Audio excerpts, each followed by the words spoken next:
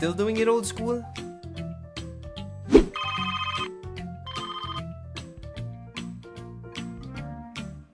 Time for an upgrade to Globe My Business Unified Communications. Get super fast, stable, and dedicated internet with free hosted PBX for a total communication transformation. So you can move from complicated to easy integrated communications platform. From missed client calls to accessible calls with redirect feature. From expensive calls to affordable unlimited calls. From hassle commute to seamless online and call conferencing.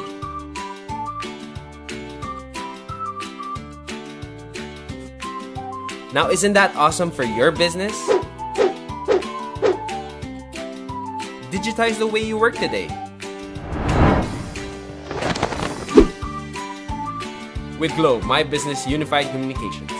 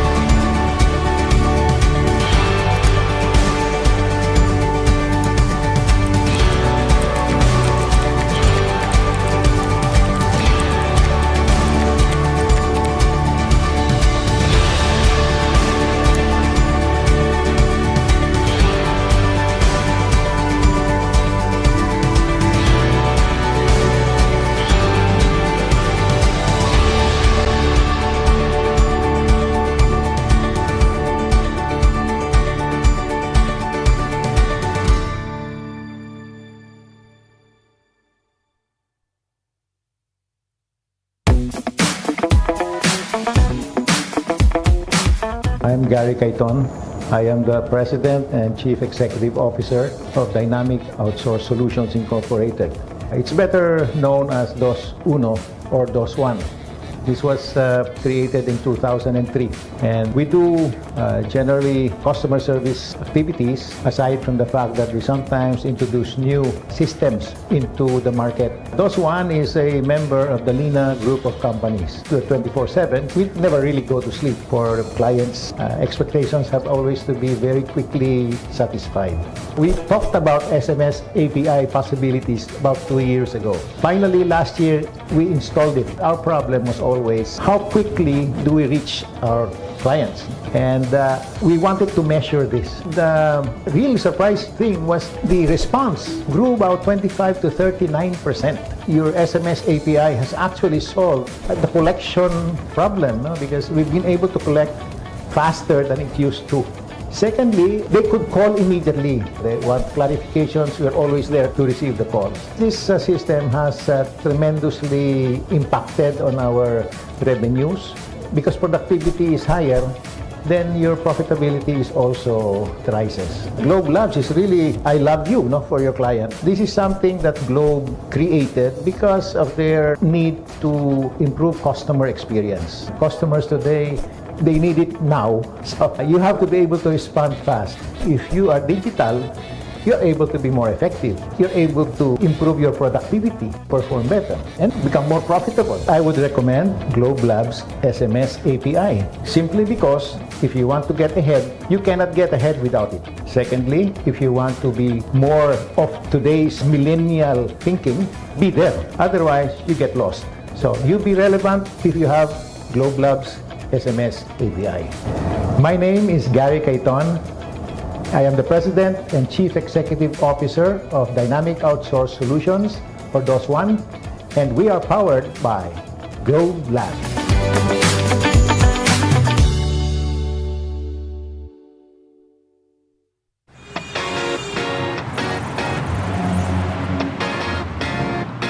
I'm Mon Pernia. I am the Director and Head of Consumer Collections for Globe. So the core mandate for my team is actually manage the receivables for Globe Postpaid and Globe Broadband Postpaid Consumer. Basically the entire consumer postpaid, so around that's 2 million customers. And then the entire broadband postpaid, which is around 1.5 million customers. So that all of that goes through us. Back in 2015, which is a difficult time for my unit, our portfolio is growing. Okay, so it's really hard for us to reach out to customers. So the numbers were not really that well because again, I can only contact around 40% of the entire base. Okay, so we were actually looking around for a solution that would basically address our pain point. So we found actually this voice platform, and it was not being utilized. We had to be brave and try it out, risk it. It is actually a multi-channel platform. We basically use it to contact our customers, not just calling them, but sending them SMS. Today, we set an internal threshold. I think it's 200,000 accounts, if I'm not mistaken. And obviously, you double that because it calls twice a day, so around 400,000 calls a day. There was actually a 40% lift in our delinquencies. It's an improvement of customers paying on time. I can really attribute the success of my team majority with this platform. We now have the best numbers ever in the history of Globe. Collections almost tripled when we first started out in 2015. Obviously, it was not an overnight jump, but it is a gradual increase.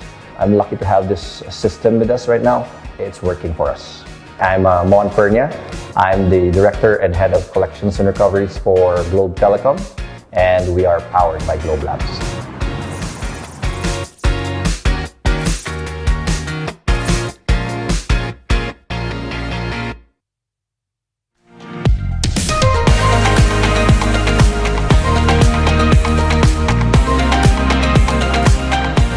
We provide products and services geared for the digital citizens.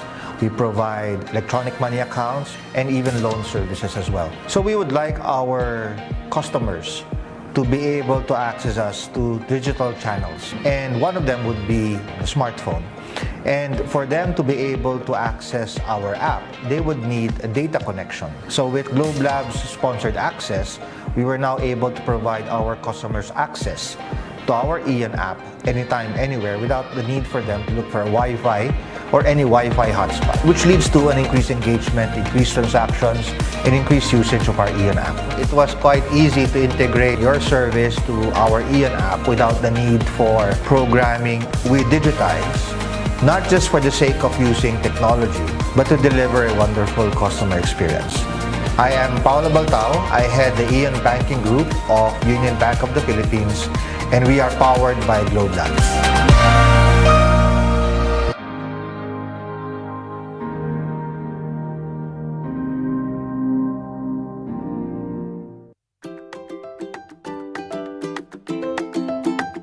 Ako si Emelita Candia. Right now, ako yung OIC General Manager ng Casoreco 2. I am Rolando Pante, presently the Institutional Services Department Manager of Casoreco 2. Ako si June Fuliante ng Casoreco 2. Ako ang Head ng Network Administration.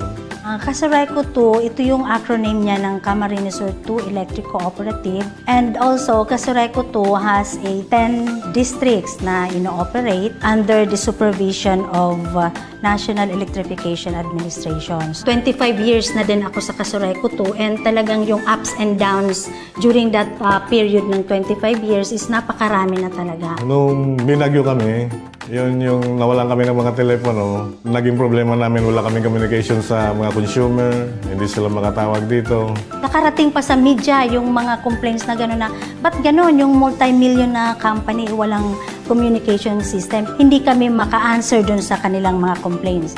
So, doon pumasok yung Globe Telecom. Our ITs sees that Globe catered our needs when it comes to communications. Yung IPPBX ng Globe na naka-program sa amin ngayon is meron siyang mga features gaya nung call log, call conference, call transfer. And also, meron pa kami nung caller ID. So right there sa telephone unit, nakikita mo na kung sino yung tumatawag. Yung talagang result ng having this IPPBX is napadali yung communication line namin between Casoreco 2 and the consumers. Communication is very vital aspect in our operations. Tinitingnan namin with Globe na maging partner kami for the future na mga programs. Yun yung nagustuhan ko talaga sa part ng Globe. Not only doon sa naibigay nilang convenience with our consumers, with our operation, pero yung paring relationship na talagang may puso yung kanilang ginagawa for the customer.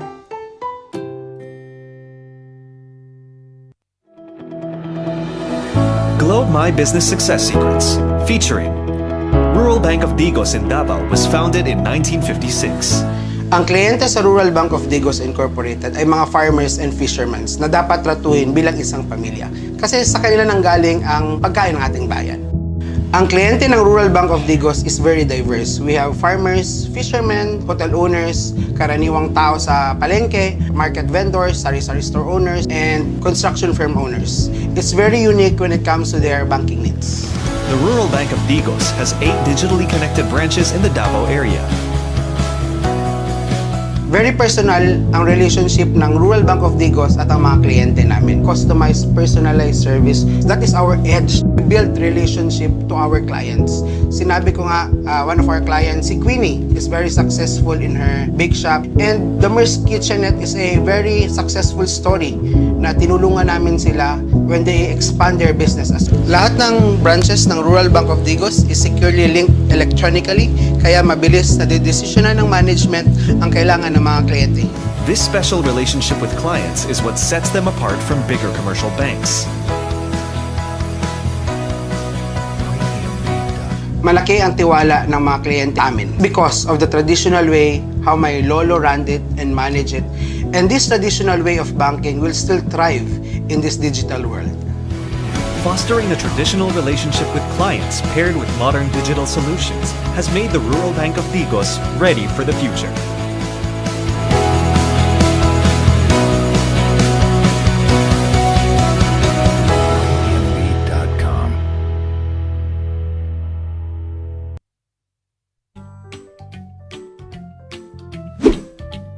Still doing it old school?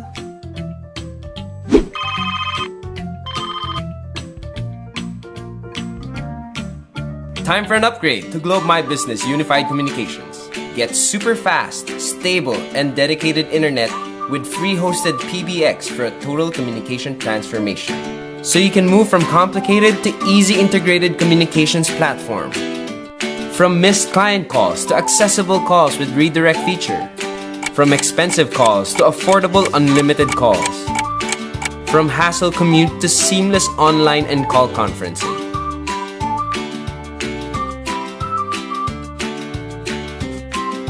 Now, isn't that awesome for your business? Digitize the way you work today. With Globe, My Business Unified Communications.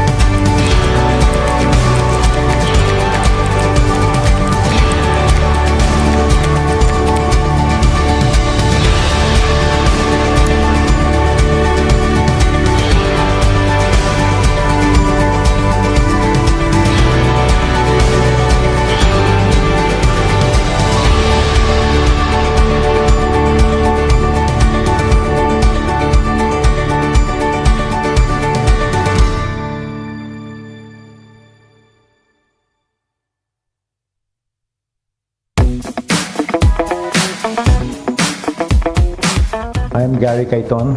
I am the President and Chief Executive Officer of Dynamic Outsource Solutions Incorporated.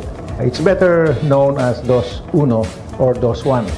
This was created in 2003, and we do generally customer service activities aside from the fact that we sometimes introduce new systems into the market. DOS One is a member of the Lina group of companies. 24/7, we never really go to sleep. For clients' expectations have always to be very quickly satisfied.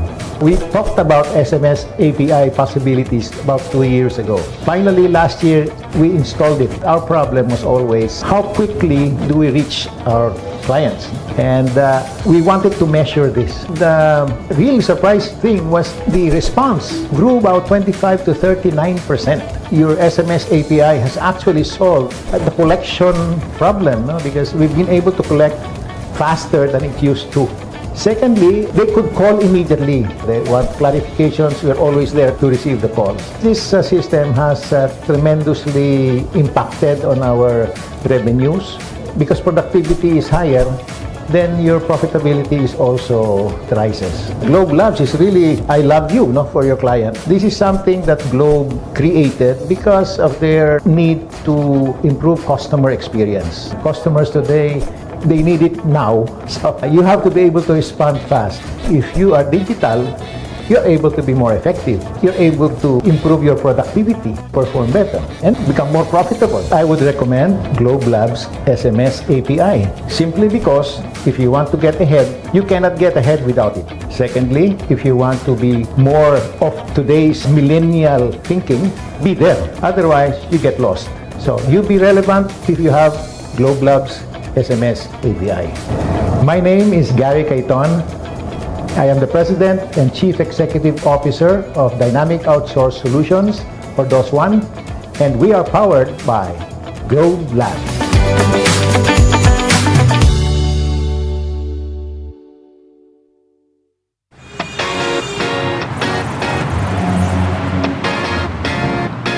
I'm Mon Pernia. I am the Director and Head of Consumer Collections for Globe. So the core mandate for my team is actually manage the receivables for Globe Postpaid and Globe Broadband Postpaid consumer. Basically the entire consumer postpaid, so around that's 2 million customers. And then the entire broadband postpaid, which is around 1.5 million customers. So that all of that goes through us. Back in 2015, which is a difficult time for my unit, our portfolio is growing.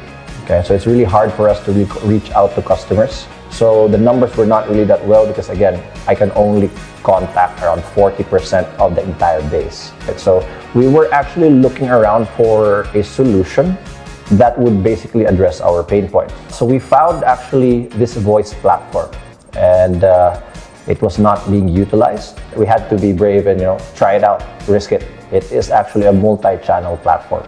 We basically use it to contact our customers, not just calling them, but sending them SMS. Today, we set an internal threshold. I think it's 200,000 accounts, if I'm not mistaken. And obviously, you double that because it calls twice a day, so about around 400,000 calls a day. There was actually a 40% lift in our delinquencies. It's an improvement of customers paying on time. I can really attribute the success of my team majority with this platform. We now have the best numbers ever in the history of Globe. Collections almost tripled when we first started out in 2015. Obviously, it was not an overnight jump, but it is a gradual increase. I'm lucky to have this system with us right now. It's working for us. I'm Mon Pernia. I'm the Director and Head of Collections and Recoveries for Globe Telecom, and we are powered by Globe Labs.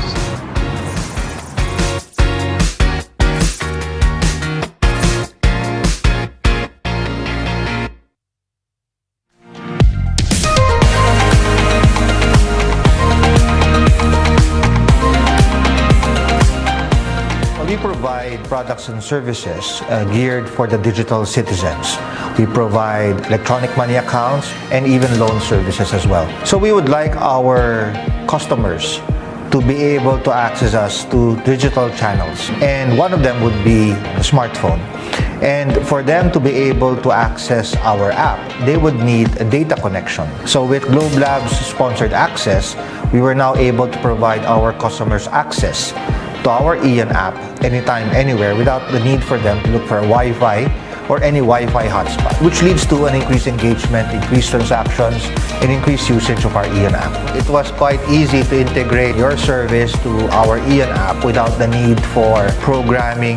We digitize, not just for the sake of using technology, but to deliver a wonderful customer experience. I am Paolo Baltao. I head the Ian Banking Group of Union Bank of the Philippines, and we are powered by Globe Labs.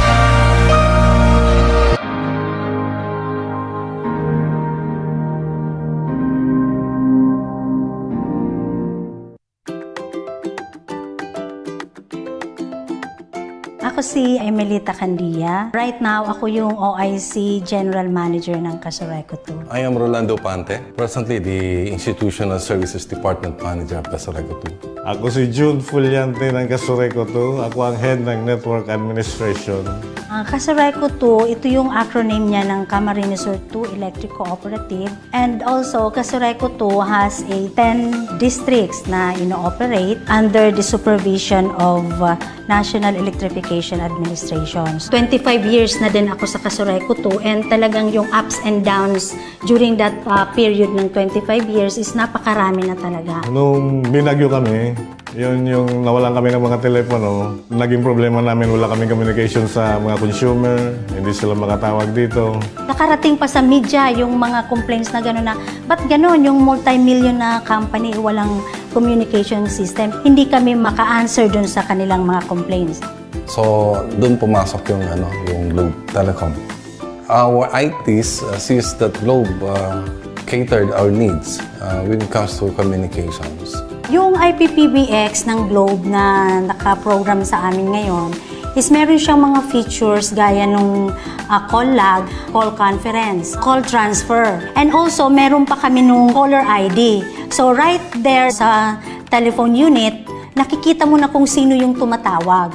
Yung talagang result ng having this IPPBX is napadali yung communication line namin between Casureco 2 and the consumers. Communication is very vital aspect in our operations. Tinitingnan namin with Globe na maging partner kami for the future na mga programs. Yun yung nagustuhan ko talaga sa part ng Globe. Not only doon sa naibigay nilang convenience with our consumers, with our operation, pero yung pa ring relationship na talagang may puso yung kanilang ginagawa for the customer.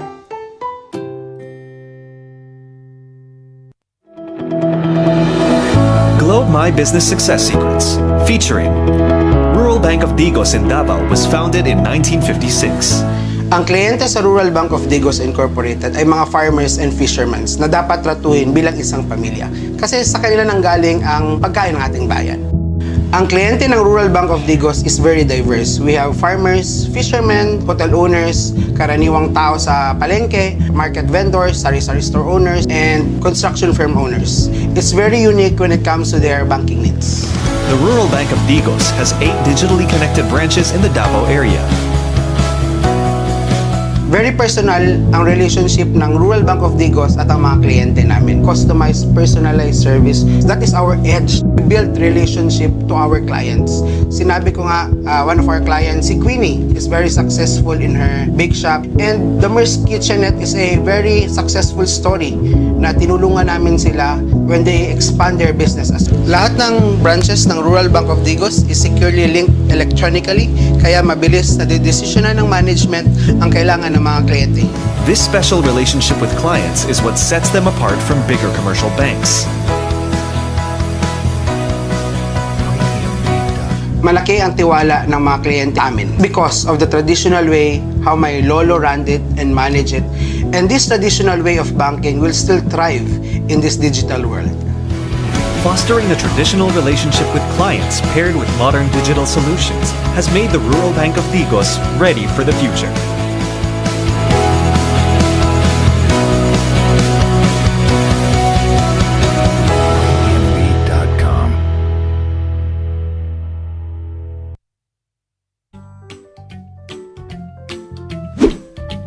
Still doing it old school?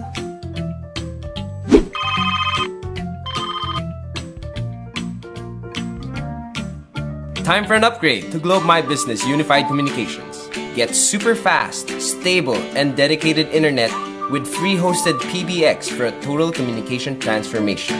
So you can move from complicated to easy integrated communications platform. From missed client calls to accessible calls with redirect feature. From expensive calls to affordable unlimited calls. From hassle commute to seamless online and call conferencing.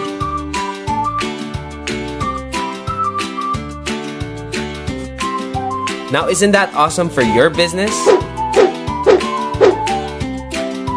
Digitize the way you work today. with Globe My Business Unified Communications.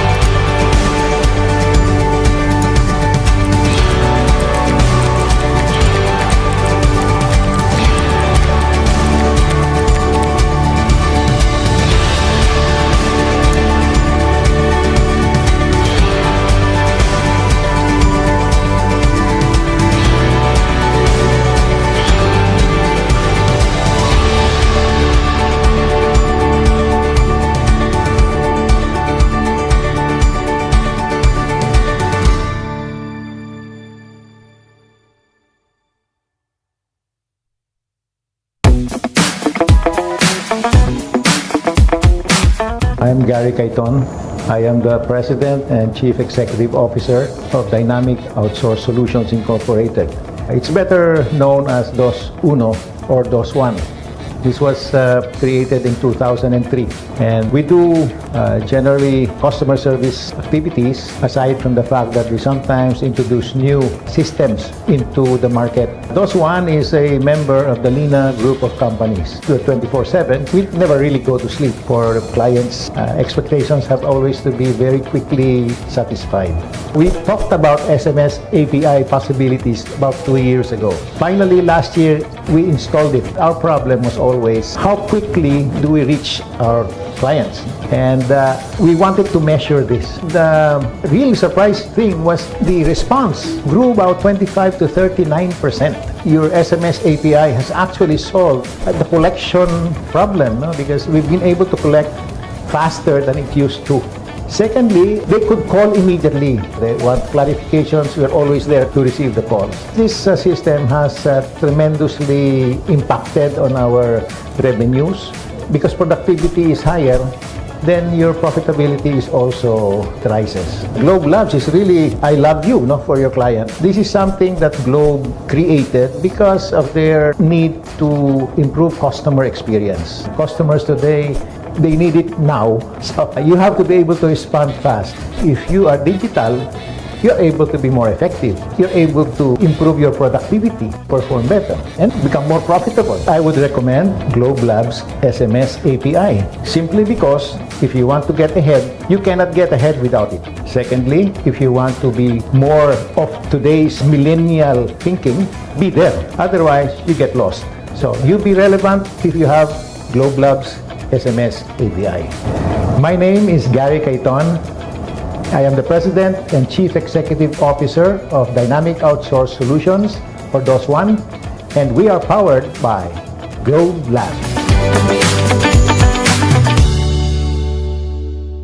Globe My Business Academy, in partnership with BC Map and AWS, presents a webinar on business continuity planning for financial services institutions. This is an exclusive and free online event of Globe My Business that intends to introduce tools and techniques that financial institutions can use to come up with a proper business continuity plan. In their sole discretion, the Masterclass on Business Continuity Planning for Financial Services Institutions administrators have the right to mute and impose action to any inappropriate, abusive, obscene, illegal, disruptive, and/or otherwise deemed contrary to law or public morals without prior notice. Any information shared during the live stream will be viewable by other participants in the webinar. We discourage participants from sharing personal information such as name, location, contact details, and other sensitive information in the comment section for your own protection. Globe My Business, their affiliates, partners, representatives, and all staff and employees involved in this event shall not be liable for any unauthorized distribution or malicious use of information. The views and opinions expressed by the host or live guests do not necessarily reflect the position of Globe My Business Academy's Masterclass, its management, and Globe Telecom. Please remember to stay until the end of our program for our raffle draw. There will be 2 winners of 50% off UPISSI's 3-day Ihanda course for disaster preparedness and business continuity planning for MSMEs. Only those who answered the UPISSI survey sent via email and are present when their names are called will be eligible to win. Thank you. We will begin shortly. Thank you for tuning in. We will begin our webinar shortly. We are using Zoom webinar today. For our audience, please note that we have temporarily disabled your audio. For better experience, make sure to connect to a stable internet source to avoid unintentional disconnection in our virtual webinar room. Turn off your cameras and mute your microphones now. Only turn on your cameras and unmute your microphones if you are allowed to by the host or the speaker. In case you lose connection to our virtual meeting room, refresh or reload the link to our virtual webinar room to re-access our webinar session. If you have any questions and queries for our speakers, please click the chat box to be able to send a direct message to our webinar and we will try to address it during the Q&A portion. Lastly, this webinar is recorded for documentation purposes. Thank you.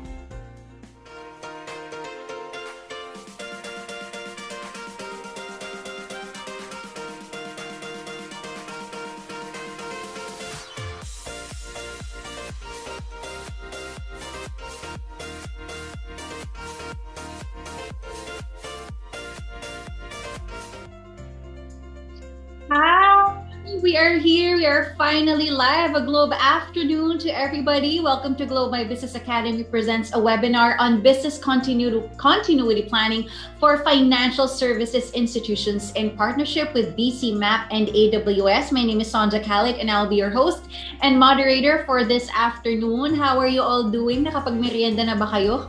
Well, pwede naman kayo mag-merienda while attending this masterclass. We have a full 2 hours for you guys. So get ready to digest and learn this afternoon. Again, our webinar is about business continuity planning for financial services institutions. And you may be asking why Globe My Business Academy is doing this webinar. Well, the main reason behind that is Globe My Business Academy wants to provide its members and partners adequate support that they need to grow and thrive in this very competitive and ever-changing digital world, right? Well, in this webinar, Globe My Business Academy, together with the Business Continuity Managers Association of the Philippines and AWS, aims to introduce tools and techniques that financial institutions can use to come up with a proper business continuity plan. Participants will earn a certificate as proof of your attendance, so we encourage you to please stay until the end of the webinar and answer the post-event survey so you can receive your certificate of attendance. I want to also take this opportunity to show you Globe My Business exclusive masterclass offers. There you are. You may click the link seen at the chat box for you to browse connectivity and ICT solutions to help you reinvent your success. And if you would like to set an appointment with a Globe My Business representative, just access the link in the chat box. And with that being said, allow me to call on screen the head of strategy and marketing of Globe My Business to introduce our guest of honor, Miss Maridol Ilanan. The screen is yours. Thank you so much, Sonja. How are you? Doing good. Great.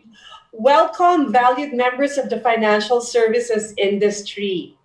To our partners from the Union of Metro Manila Cooperatives, Model Cooperative Network, Confederation of Central Luzon Rural Banks, Bicol Federation of Rural Banks, and our esteemed guests from the Rural Bankers Association of the Philippines, Chamber of Pawnbrokers of the Philippines, Microfinance Council of the Philippines, and cooperative unions from all over the country.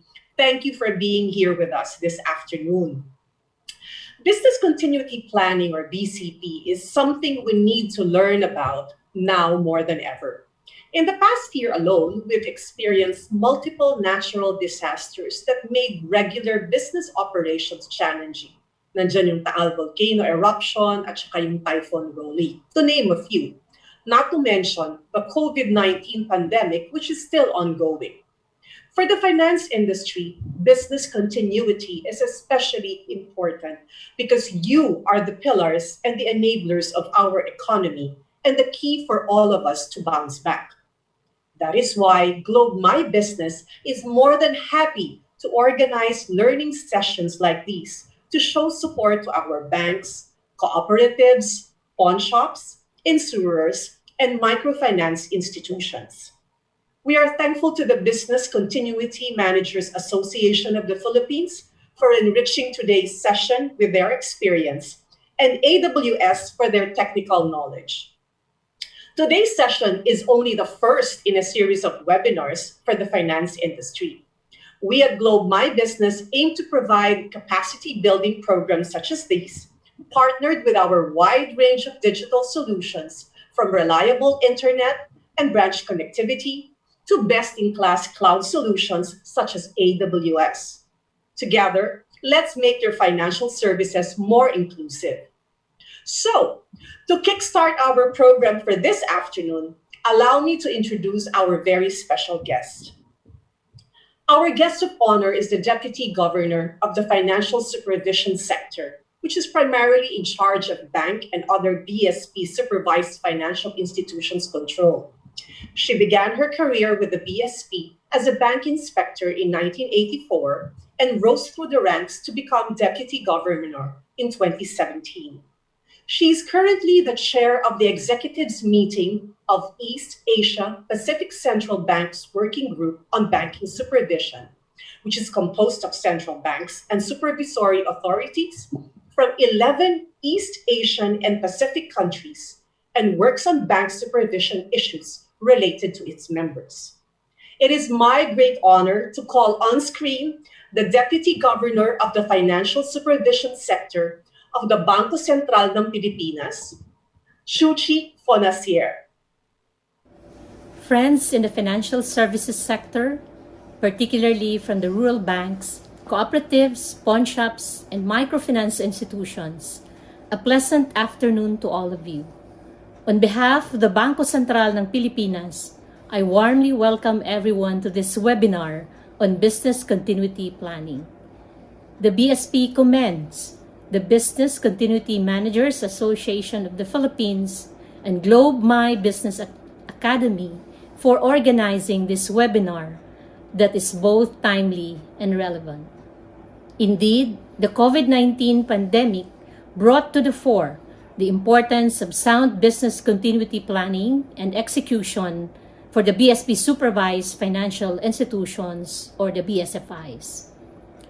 This is for BSFIs to have the necessary resilience to withstand the extreme effects of the pandemic while continuing to provide essential financial services to the general public.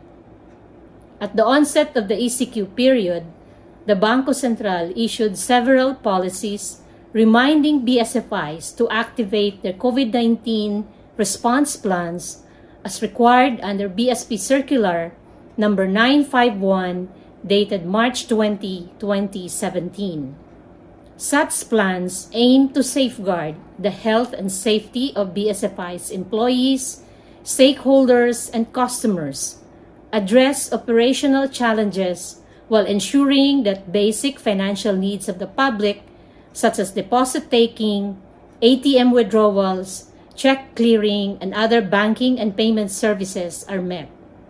Likewise, the BSP urged the public to go cashless and utilize available digital financial channels and platforms to perform their financial transactions.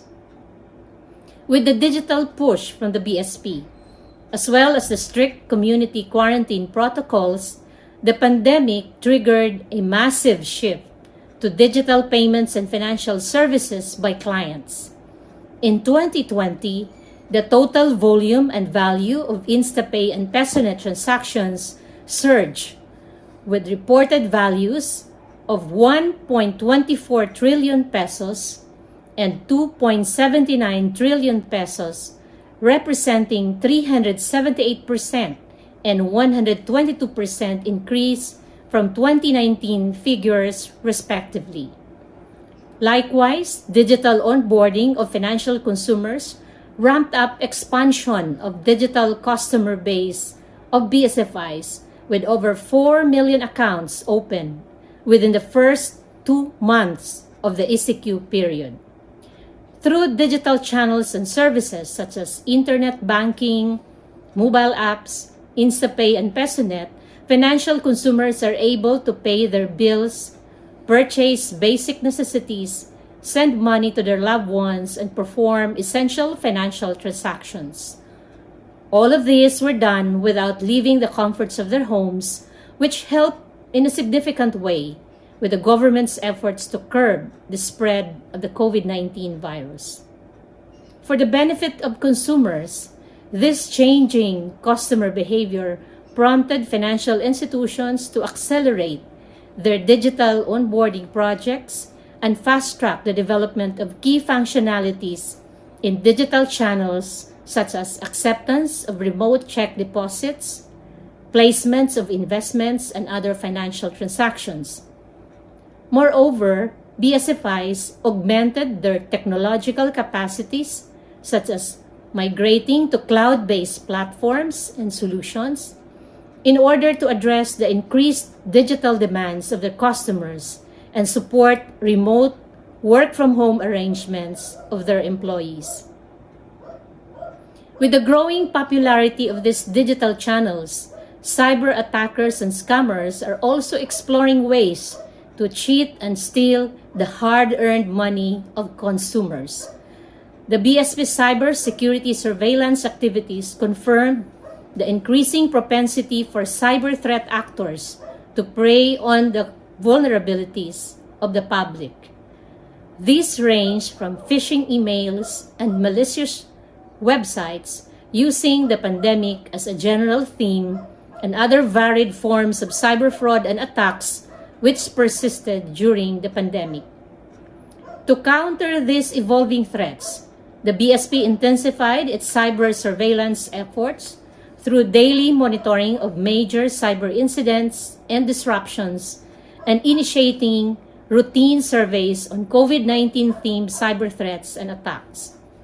The BSP likewise published several policy issuances with strong emphasis on employing vigorous and multi-layered cyber security controls and measures to ward off evolving threats. As cyber threats span various industries and organizations, the BSP reinforced collaboration and active engagement with key stakeholders, including law enforcement agencies.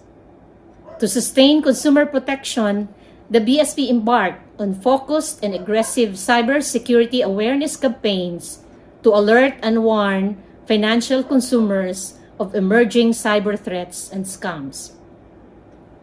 As the digital transformation and cyber threat landscape continue to evolve amidst the pandemic, I urge BSFIs to remain flexible and agile in adjusting business continuity plans and strategies to smoothly navigate the new economy arrangement. BSFI should stand ready to harness digital transformation opportunities while observing sustained vigilance against cyber threat actors and ensuring consumer protection. Together, let us cooperate and do our share so that financial services remain safe, innovative, and resilient as we transition to the new economy. Thank you and a good day to everyone. Thank you so much, Deputy Governor Chuchi Fonasier. I'm sure we can all hear the urgency in that message for financial services institutions. And I'm sure all of you are already feeling excited or inspired to transform your business through solutions that will help you stay globally and financially competitive, especially in today's unprecedented times. Well, that's why we're having this webinar, right? We have industry experts lined up to introduce tools and techniques that financial institutions can use to come up with a proper business continuity plan. So before we start, wala tayong show of hands. So thumbs up reaction na lang for me to see how excited you are or how ready you are to learn from our subject matter experts. Ayan. Ayan, meron na ang dami. Thank you. So we're all ready. Oh, yeah. Let's introduce our first speaker. Let's go ahead. Our first subject matter expert has been working for leading multinational information technology companies for over 30 years and has been a technical professional in his early years in the IT industry, working on hardware, software, systems development, maintenance, and management. And he is currently the country manager for technology support services of IBM Philippines. He is an advocate of business continuity in the country, and this motivated him to establish the Business Continuity Managers Association of the Philippines. He was the founding president of this association in 2005, which was formalized as a nonprofit NGO of the Philippines in 2011. BCMAP started as the official forum organizer of the Business Continuity Institute and now represents Disaster Recovery Institute International in the Philippines. So let us all welcome the president of the Business Continuity Managers Association of the Philippines, Mr. Mel Cabodil. Okay, thank you, Sonja. Good afternoon. Thank you very much for inviting me here, Globe. It's my pleasure to be here. I am Mel Cabodil, by the way. I'm the president of BCMAP, and I'll be talking to you about key concepts of business continuity and some of the technologies that we would be able to use in the process. So let's start. So before we do that, let me just do a step back and try to put this in the right context, right? Why we are all here and doing this masterclass. As we all know, Philippines is in the Pacific Ring of Fire. And we are always in the top 10 list of a not so good list, right? We are always in the top 10 list of the highly risk country where we can do business. And some of the reasons for that is we are exposed in natural hazards, which caused a business outage to most of our companies. An example of those would be the Northern Luzon earthquake in 1990, where it cost us $369 million of damages. And of course, the Mount Pinatubo eruption in 1991, which killed around 800 and left thousands of people homeless. Of course, we have experienced Typhoon Ondoy in Metro Manila in September 27, 2009, costing $1 billion, more than $1 billion, and 747 fatalities. And who would forget Super Typhoon Yolanda in the south, where it's one of the most powerful cyclone, killing at least 6,300 people and left us with $2.98 billion of damages. So those are the natural hazards that caused our business operations to be disrupted. But not only that, we are also exposed with the lack of utilities. An example of that would be in the first quarter of 2019, the Luzon grid has been dealing with continuous thinning of or zero reserves. So most companies are worried because they will not have enough power to operate.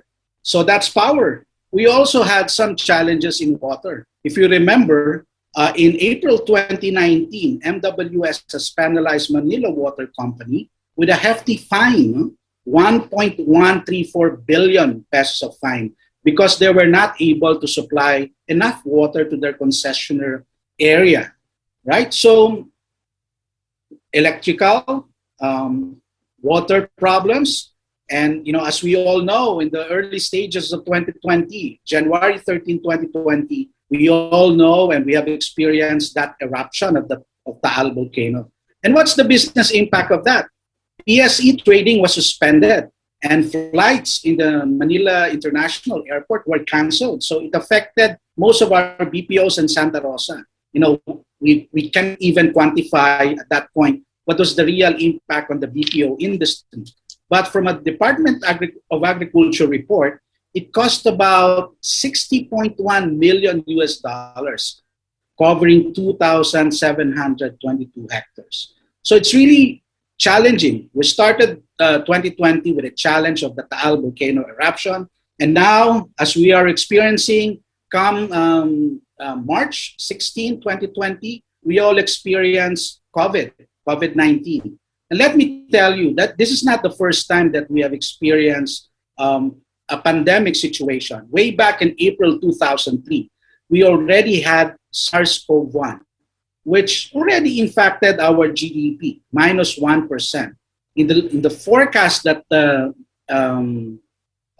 Asian Development Bank did in September 15, 2020, they forecasted that the GDP will contract by about 7.3%. All of us know that we actually lost more in GDP. I think it's about 10 to 11%. The contraction was 10 to 11%. And it continues to impact our economy today. As we are doing this session, I know that everybody's worried about our health. Everybody's worried about our business and how we are able to sustain our businesses to operate. And I think that's the reason why we are all here and listening to this masterclass. That's also the reason why we organize BCMAP. Our goal is to be able to professionalize our practice, to have consistency on how we will be developing business continuity programs in the Philippines. So, as we always say, by failing to prepare, you are preparing to fail. And let me quote Benjamin Franklin on that. It's the same mantra that we are doing in business continuity management. What is business continuity? Business continuity, as defined in ISO, is the capability of the organization to continuously deliver products and services at acceptable predefined level following a disruptive incident. So after a disruptive incident, which it can be a typhoon, it can be an earthquake, it can be losing water, it can be losing electricity, you should be able to bring back your organization up and be able to sustain your operation. And that's what's defined in ISO. What is business continuity planning? Again, from an ISO perspective, it's the proactive process. It's the activities that you should be doing to be able to identify and prioritize critical function based on the most likely threats, whether it's earthquake, whether it's fire, whether it's typhoon. And you should be able to come up with information, with plans, with procedures that you regularly train your people with, test, and be able to maintain it regularly. The circumstances and limits would normally include worst-case scenarios, like in the case of pandemic today. You should be creative in terms of coming up with a business continuity plan on how will you recover your business during a pandemic, and all of a sudden there's an earthquake or there's a fire in your infrastructure. How would you be able to execute your business continuity plan? You should always consider worst-case scenario and use your imagination to be able to come up with an effective business continuity plan. Of course, an important part of that is to be able to get the necessary funding and staffing for your company's BCP program. Typically, you should follow standards. And my favorite in terms of standards is the Disaster Recovery Institute International Professional Practices for Business Continuity Management. It starts with initiating your program, making a risk assessment, doing a business impact analysis, developing the continuity strategies, making sure that you have an effective incident response plan, developing your plan, coming up with an awareness and training program, exercising your plan, make sure that you maintain it, crisis communication so that you know how to communicate to media and other external stakeholders, and coordination with external agencies, which is very important. You can actually experience that now when you coordinate with the Department of Health, with the barangay, and so on and so forth. And just like any management system or management process, it is an evolving process. It's not something that after you've done it once, you should just leave it and leave the document to your table and not improve on it anymore. So that's why it's important that you test it, and it's important that you maintain it so that it's going to be an evolving process. So let me share with you a typical organization for business continuity. This is what we call a business continuity organization during peacetime, whereby you have a business continuity steering committee and you have a business continuity manager working with various operational leaders. It can be your warehousing team, it can be your manufacturing team, it can be your IT team. So these are the leaders who would be able to recover your business. And the business continuity manager working with the steering committee, make sure that there's a plan available and be able to execute it properly. What will happen when there's a disaster, right? The business continuity steering committee becomes the crisis management team. Again, you have a business continuity manager's team, an emergency response group who guides the steering committee, and also the various business continuity leaders who executes the respective business continuity plan, disaster recovery procedure, crisis management plan. Sometimes you get lost on what kind of plan are you executing. But one thing for sure, those procedures, those plans, is really used to be able to recover your respective businesses. Typically, when an incident happens and there's a disruption, you declare an emergency, and if you are able to recover it, then you don't need to declare a disaster. You go back to their normal operation. However, if you are not able to correct the incident, then you start evaluating whether the emergency would cause a disaster because you will not be able to recover it with the desired recovery time objective. And that's the time you invoke your disaster recovery plan. So these are the plans that you use to be able to recover your business from a threat, from a disaster. You declare a disaster, you start recovering, you resume it, and then you go back to your normal operation. Typically, there's hierarchy of elevation on an incident response, just like what we are experiencing today. You go to, in a pandemic situation, when there's a COVID-19 positive individual in your barangay, you talk to your barangay. And then your barangay will talk to your city or municipality. Your city or municipality will talk to the MMDA or to the Metro Manila Council. Then they talk to the regional, if it's a provincial disaster response committee, they talk to the regional disaster response committee. And finally, it goes to the National Disaster Risk Reduction Management Council. So there's that hierarchy of elevation in every incident that may happen. We all have to follow an incident command or incident command system or process. What I'm showing to you now is an example of an ICS organization chart, which is the same organization being used by the government, being used by local enforcement agencies, being used by the Bureau of Fire Protection, and so on and so forth. So it would be difficult if you don't have this type of organization and you encounter a disaster and you start coordinating with the local police enforcement, right? So it's important that we follow the same structured process, structured organization. So typically in a recovery and the way you recover your business, it depends on your business. You may allow your business to deep dive or lost its business for a while and then you start recovering. What would be an example of that? An example of that would be the restaurant business, just like what's happening to us now. They close for a while and then eventually they will start to recover their business. They will open their establishments and be able to recover them and recover the business that they lost. However, there are certain businesses that will not really allow to deep dive or have a business, some sort of a business loss in terms of time.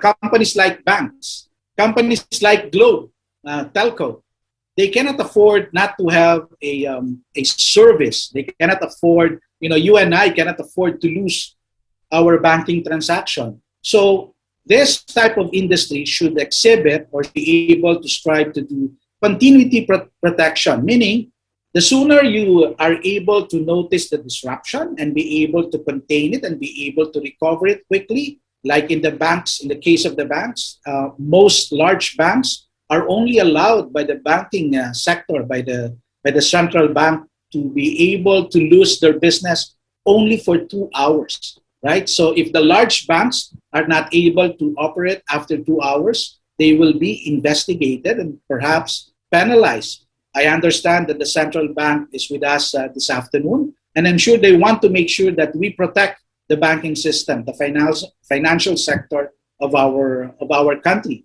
because that's this is for the protection of our economy. So this type of industry, this type of service should be encouraged to do continuity protection in terms of business continuity strategy. Now, during this pandemic, Gartner was saying that there are 4 important strategies that we need to consider as we go back to work, as we go back to the new normal. First, we need to make sure that we have an adaptive workforce. We should be able to empower and enable our team to think on their feet, to be able to make their own decisions, to be able to make the ability to say, I will be going to quarantine myself so as not to expose other members of my company, of my team. We should also have resilient processes. We should make sure that our processes shift and quickly evolve depending on whether it's ECQ or MECQ or GCQ or MGCQ. So your process should be able to adapt quickly. Integrated value chain. Supply chain is very important in this type of situation. Not only in terms of your raw materials, but also how will you distribute your products to the market. You know, like most retail shops today are able to do online distribution of their products. Lastly, you should have future-proof technology. You should evaluate technology that should be able to enable your workforce, adapt to your processes, and ensure that your value chain is protected. So what are some of the key workforce technology strategies that we should be able to exercise or explore today? First is we should empower and protect a remote workforce, just like most of us. Probably most of you are doing a work from home strategy. So you should enable your team and be able to provide them with the necessary tools, VPN connection, internet connectivity, laptop or desktop, so that you'll be able to encourage them to work. And then finally, also part of it is as they are able to access their application, we should explore solutions that's probably in the cloud, solutions that may require on-premise back-end servers also, because you'll never know what type of system your employees will be accessing to. As we embark on our work from home, as we embark on accessing application from the cloud and hybrid cloud or on-premise application, the threat of cybersecurity is very high. So it's important that as we explore these workforce technology strategies, that we also protect our team. That's where VPN counts. That's where your firewall counts. That's where your ability to block every cybersecurity incident through your cyber resiliency or cyber incident processes would allow you to mitigate disaster from happening. You should accelerate agility and efficiency in execution and testing because, again, things happen and change very fast. So you should be able to quickly change and adapt on the changing policies of the government, on the changing behavior of consumer, on the changing behavior of your suppliers as well. Ideally, you should be able to automate all of this thing through various orchestration and automation methods, right? But of course, it depends on your business. It depends on how much you can afford to be able to make that investment in terms of orchestration and automation. On the far end of that workforce technology or in the far end of that technology, in the future, as you evolve, as you mature in your operation, you should explore cognitive analytics, meaning before a threat happens, before an earthquake happens, or before a pandemic happens, we should be able to look at what are some of the solutions or technology that you can use so that you'll be able to address those particular scenario or situation. And then finally, explore artificial intelligence. Like, for example, some of the banks today explore artificial intelligence to be able to determine what kind of service will they provide to their depositors, to their, if people would like to apply for loan. If they use artificial intelligence, they would be able to segment the market and say, this particular industry will get this type of loan. This particular sector of MSMEs will get this type of loan. This particular type of agricultural sector through artificial intelligence would be able to get solutions from us, and you'll be able to promote and recommend various technology solutions. In the era of cloud, I think today one of our speakers would be from Amazon Web Services. I'm sure they will have an opportunity to share with you some of the other technology that's being used from a business continuity perspective. With that, I would like to thank you for your time. It's a great time to be with you. It's a great time for me to be able to share some of the basics of business continuity and share some of my insight in terms of technology. So thank you very much, and I'll turn you back to Sonja. Good afternoon, everyone. Stay safe. Thank you so much, Sir Mel Cabudil. Grabe, that was so rich. Ang daming nating mapupulot na aral doon in such a short talk, but definitely it shows how crucial it is. So many things are at risk, especially, doing business in the Philippines and being, financial services institutions. Malaki yung weight of responsibility to be future-proof, to be disaster-proof. And so, I hope that gives us parang the urgency to really apply what we're gonna learn this afternoon. Again, thank you so much, Sir Mel. And in line with that, I want to also take this opportunity to show you Globe My Business exclusive masterclass offers. You can click the link seen at the chat box for you to browse connectivity and ICT solutions to help you reinvent your success. And if you'd like to set an appointment with a Globe My Business representative, just access the link given in the chat box. And ngayon, alam ko you're all eager to learn more. So I want to go ahead and move to our next speaker. Our next subject matter expert has been advocating for business continuity planning for the micro, small, and medium enterprise sector since 2014. She has facilitated BCP capacity building workshops and awareness sessions nationwide for over 2,500 individuals, and is also the Director for Public Sector Relations of the Business Continuity Managers Association of the Philippines. She serves as University Extension Specialist and Resource Speaker of the Honing Agents for National Disaster Awareness program of the University of the Philippines Institute for Small Scale Industries. She completed multiple capacity building programs on business continuity and disaster recovery. As Director for Public Sector Relations, she is currently the sole female board member of the Business Continuity Managers Association of the Philippines. Everyone, let us all welcome the University Extension Specialist 2 of the University of the Philippines Institute for Small Scale Industries, Ms. Joanna Rose Ladaran. Good day, everyone.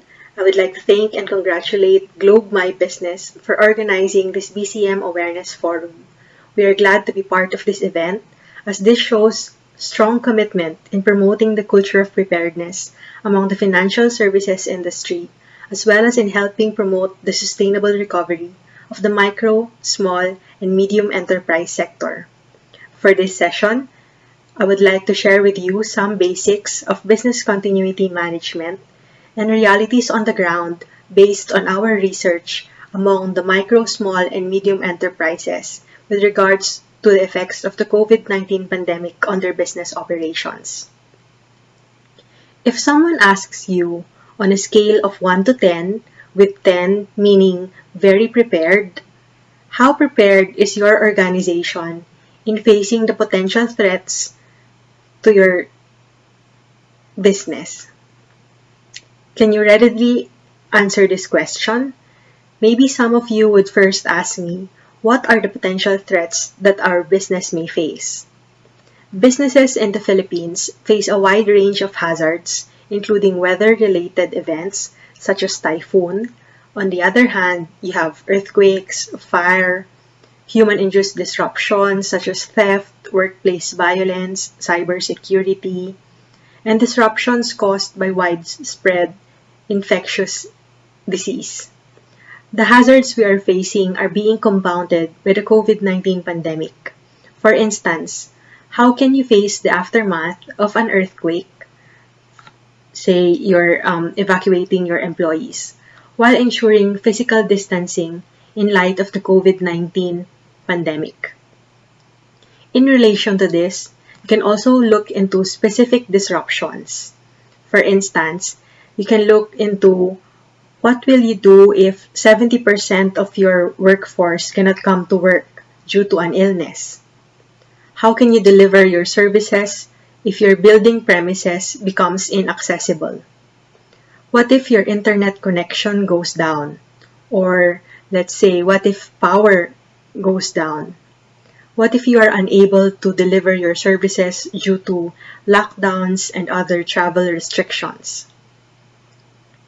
1 year ago, in relation to the enhanced community quarantine, the UP Institute for Small Scale Industries conducted a survey among 108 micro, small, and medium enterprises nationwide to know the effects of the COVID-19 pandemic to their business operations.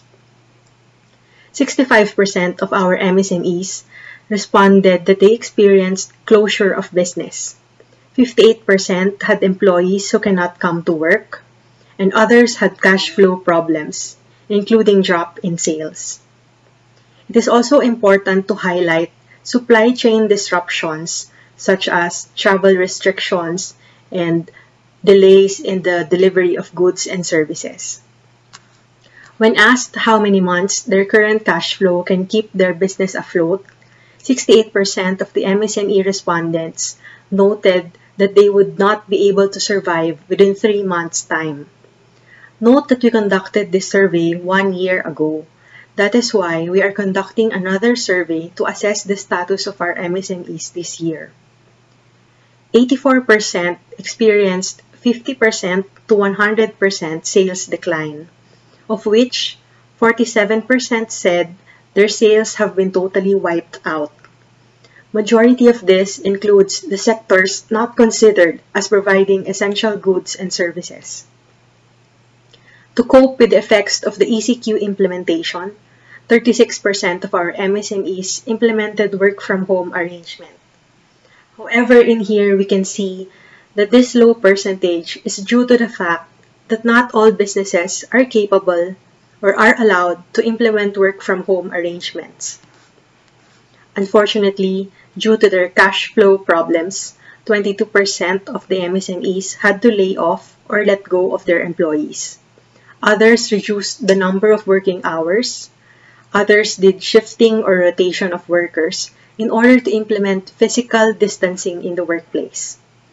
We would also like to highlight the acceleration of the use of digital solutions, such as the use of online sales channels and contactless payments. Those who were able to implement work-from-home arrangement noted having intermittent internet connection, and even 43% of them said that their employees do not have internet access. 57% cannot access their work files from the office.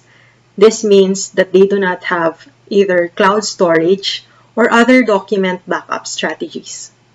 46% do not have computers at home. Aside from providing the option to work from home, the MSME owners provided their employees with food, payment of advanced salary, in-house temporary shelter for those who cannot go home, and others who have funds provided computers and internet connection subsidy, and provided personal protective equipment, medicine, and vitamins. 75% of MSMEs do not have business continuity plans. Take note, however, that some of the respondents who do have business continuity plans include the graduates of the UP-ISSI's Handa program, which we will talk about later. The challenges faced by MSMEs in preparing their business continuity plans include the lack of awareness on the importance of BCP. They do not know what BCP is, or if they know that it is important, they lack organizational capacity in developing their own business continuity plans, and others see preparing a business continuity plan as a costly endeavor, and this stems from the lack of awareness on BCP. The MSMEs transitioning towards the recovery phase noted the following major challenges: loss of clients resulting to problematic cash flows, limited operational capitalization, accumulated expenses, and additional cost, including the cost of buying PPEs and additional sanitation or cleaning products. We also note the challenges in ensuring employees' welfare, both physically and mentally.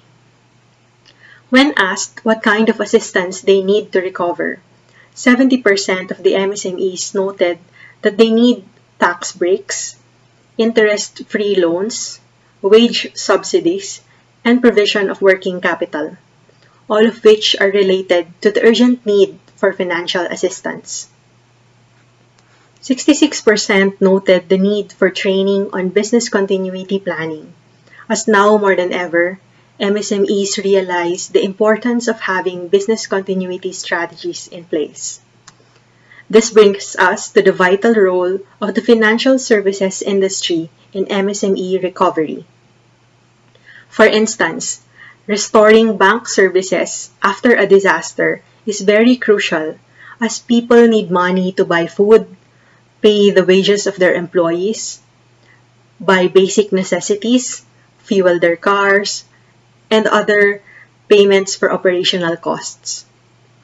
On our pre-survey for our event this afternoon, some of you mentioned the following services provided to MSMEs: provision of credit, extending grace periods for loans, lowering interest rates, refinancing of loans, products promoting the importance of having savings and emergency funds, insurance coverage, disaster loan fund, linking clients to government services and assistance programs, assisting in the development of policies and enabling environment, and flexible lending methodology. Some do not need to physically report to FSIs in order to process loan applications, as this may be done online. But what if the financial service industry sector themselves become affected by business disruptions? How do you prepare for, respond to, and recover from regulatory risks, physical and cybersecurity threats, weather-related hazards, fire, earthquake, power outage, intermittent internet connection, and many more potential threats to your business operations? Consider that when a disaster strikes, there may be an increase in employee absenteeism, increase in customer delinquency, increase in the volume of loan applications, increase in cybersecurity threats, including phishing and internet fraud. Last year, the UNDRR shared a short video mentioning that when a disaster strikes, we respond, we strive to recover, but then we forget all about it and the cycle repeats all over again because we do not have prevention and protection measures in place. To break this cycle and to develop the culture of preparedness, we from the UP ISSI recommend the increase in capacity building programs for our MSMEs, specifically on the topic of business continuity planning. BCP enables you to have plans in place, manual workarounds, redundancies, and backup strategies. As defined by ISO 22301, the international standard for business continuity management systems, business continuity is the capability of an organization to continue the delivery of products and services within acceptable timeframes at predefined capacity following a disruption. Since 2014, the UP ISSI has been conducting nationwide MSME business continuity capacity building programs. In 2018, we rebranded our program into the Handa program, or the Honing Agents for National Disaster Awareness, a localized program for disaster preparedness and business continuity capacity building training for MSMEs. Our target participants for the Handa program are those belonging to MSMEs, cooperatives, local government units, and those interested to know more about safeguarding employees, customers, and assets. As a research and extension unit of the University of the Philippines, we ensure that our Handa program has a research component. We conduct a pre-training and post-training survey to our MSME participants. And then we conduct the training program from 3 to 5 days, depending on our arrangement with our partner MSMEs. We also conduct free awareness sessions, such as our Handa webinar series, which we conducted last year.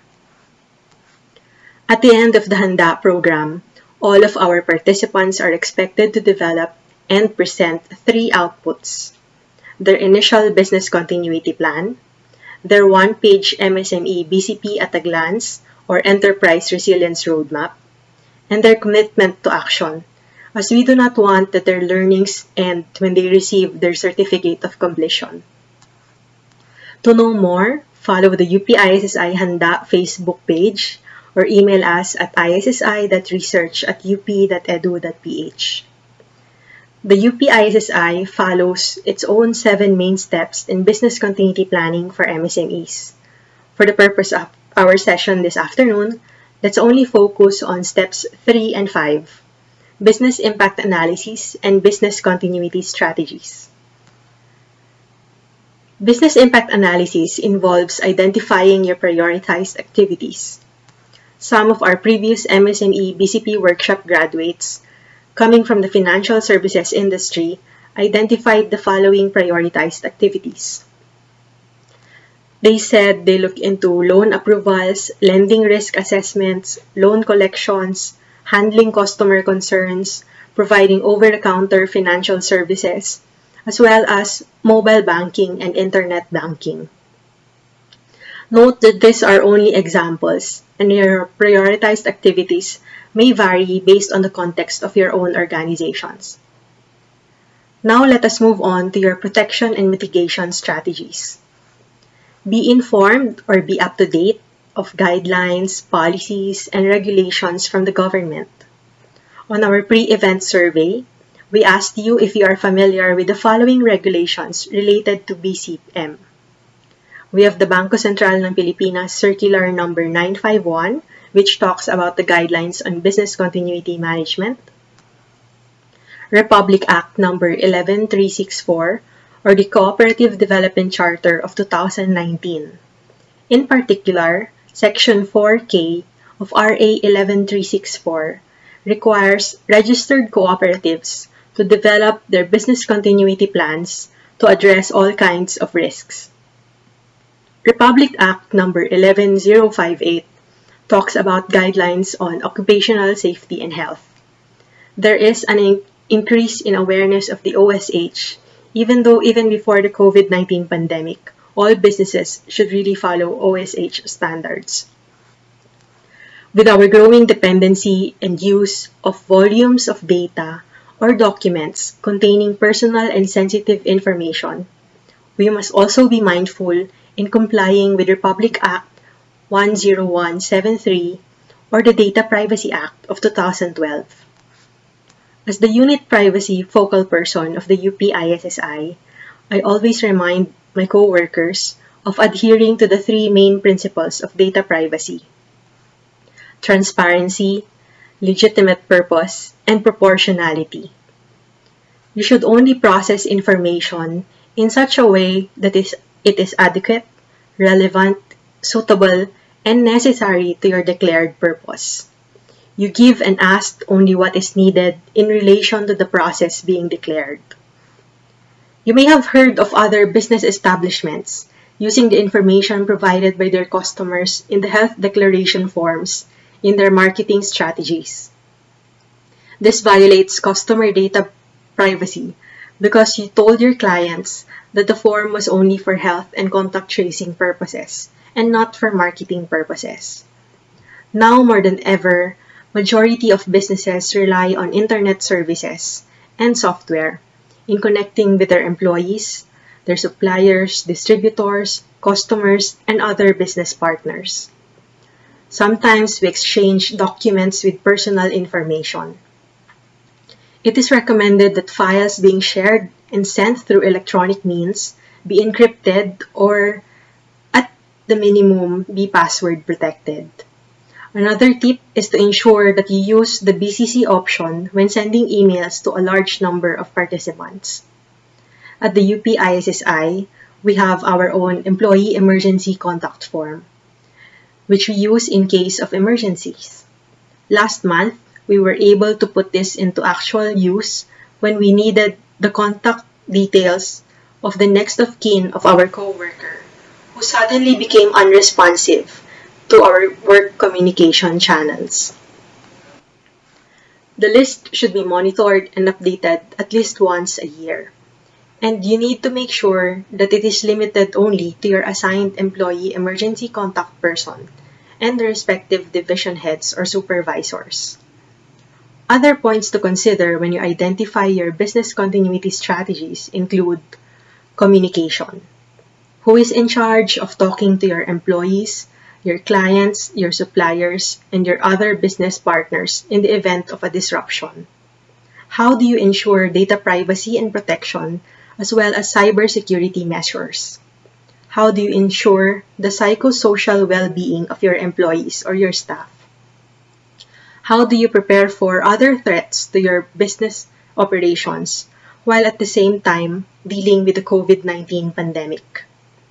Once you are able to develop your business continuity plan, you need to gain stakeholder commitment in implementing your business continuity management program and embed BCP within your organization. The first tip is to empower and motivate your business continuity team. You do not merely assign employees to be part of your business continuity team. You need to provide them with the necessary trainings as well as necessary resources. You also need to use the language that they are most comfortable in when communicating with your team. Next is for you to recognize that you may already have existing policies and procedures in place related to BCP. These plans may include your data backup and recovery procedure, also accessing your cloud storage, your data breach management and response procedure, your emergency evacuation plans, and of course, your pandemic preparedness plans, and many others you can think of. Next is to ensure that you involve all of the members of your organization in cascading and in implementing your BCP initiatives. Involve them in developing or documenting your BC strategies as well. The misconception that we have about BCP is that it only involves top management. However, most often, the people who are directly involved with implementing their work tasks know the risks associated with their tasks and thus have important insights in planning for any potential disruptions that may happen. You need to document lessons learned. With the COVID-19 pandemic, for instance, which of your strategies worked and which did not work? What were the gaps in your continuity strategies? How can you do better next time? In our pre-survey, some of the lessons learned you shared with us include disaster preparedness should become a policy and a norm. It must be realized by everyone in the organization. Another said, the plan needs to be updated to correspond to ever-changing threat landscape. You may also consider getting feedback from your employees, your clients, and your business partners. The last tip is to strengthen your partnership and collaboration among various sectors. For instance, you can partner with the UPISSI as part of the academe. You partner with other MSMEs, cooperatives, industry associations, your fellow peers from the financial service institutions, government, CSOs, and other partners. As part of our advocacy at the UPISSI to help MSMEs during these challenging times, we offer free Communities of Practice for Entrepreneurship webinar series. This is conducted via Zoom and sometimes through Facebook Live. Certificates are provided to all attendees. We also have free online mentoring sessions for MSMEs. To know more, visit our Facebook page and our website at issi.upd.edu.ph. I would also like to encourage you to answer our survey on business continuity and sustainable recovery of MSMEs in the Philippines at bit.ly/UPISSI BCP survey. Kindly share this to your MSME contacts as well. All those who answered the survey prior to this event get a chance to win a 50% training voucher for the UPISSI's eHanda course this 2021. We will announce the winners later. The winners will also receive an email from the ISSI Training and Entrepreneurship Education Division. Lastly, we have always been hearing about the term new normal. But I hope we also aim for a better normal through the promotion of business continuity management and enterprise resilience practices. We can achieve something that we do hope for. That is, the sustainable recovery of the MSME sector, one that enables enterprises to keep afloat, survive, and thrive amidst the potential threats to their business operations. Panghuli, ang UPISSI ay kaagapay ng mga MSME sa paghahanda at pagtataguyod ng mga programa para sa ikapagpapatuloy ng negosyo ng ating mga Pinoypreneur. Sana po ay may mga natutunan kayo sa ating session ngayon at pati na rin sa dalawa pa nating mga speaker. Maraming salamat po.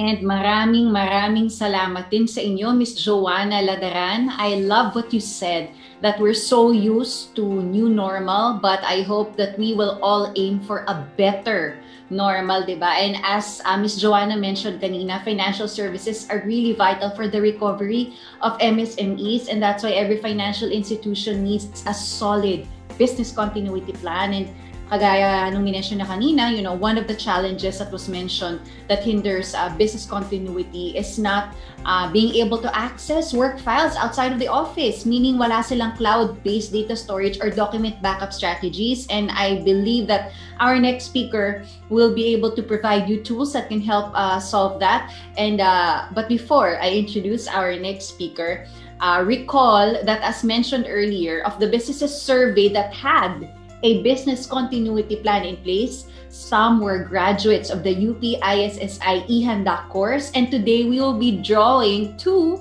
raffle winners of 50% off of UPISSI's 3-day eHanda course for disaster preparedness and business continuity planning for MSMEs.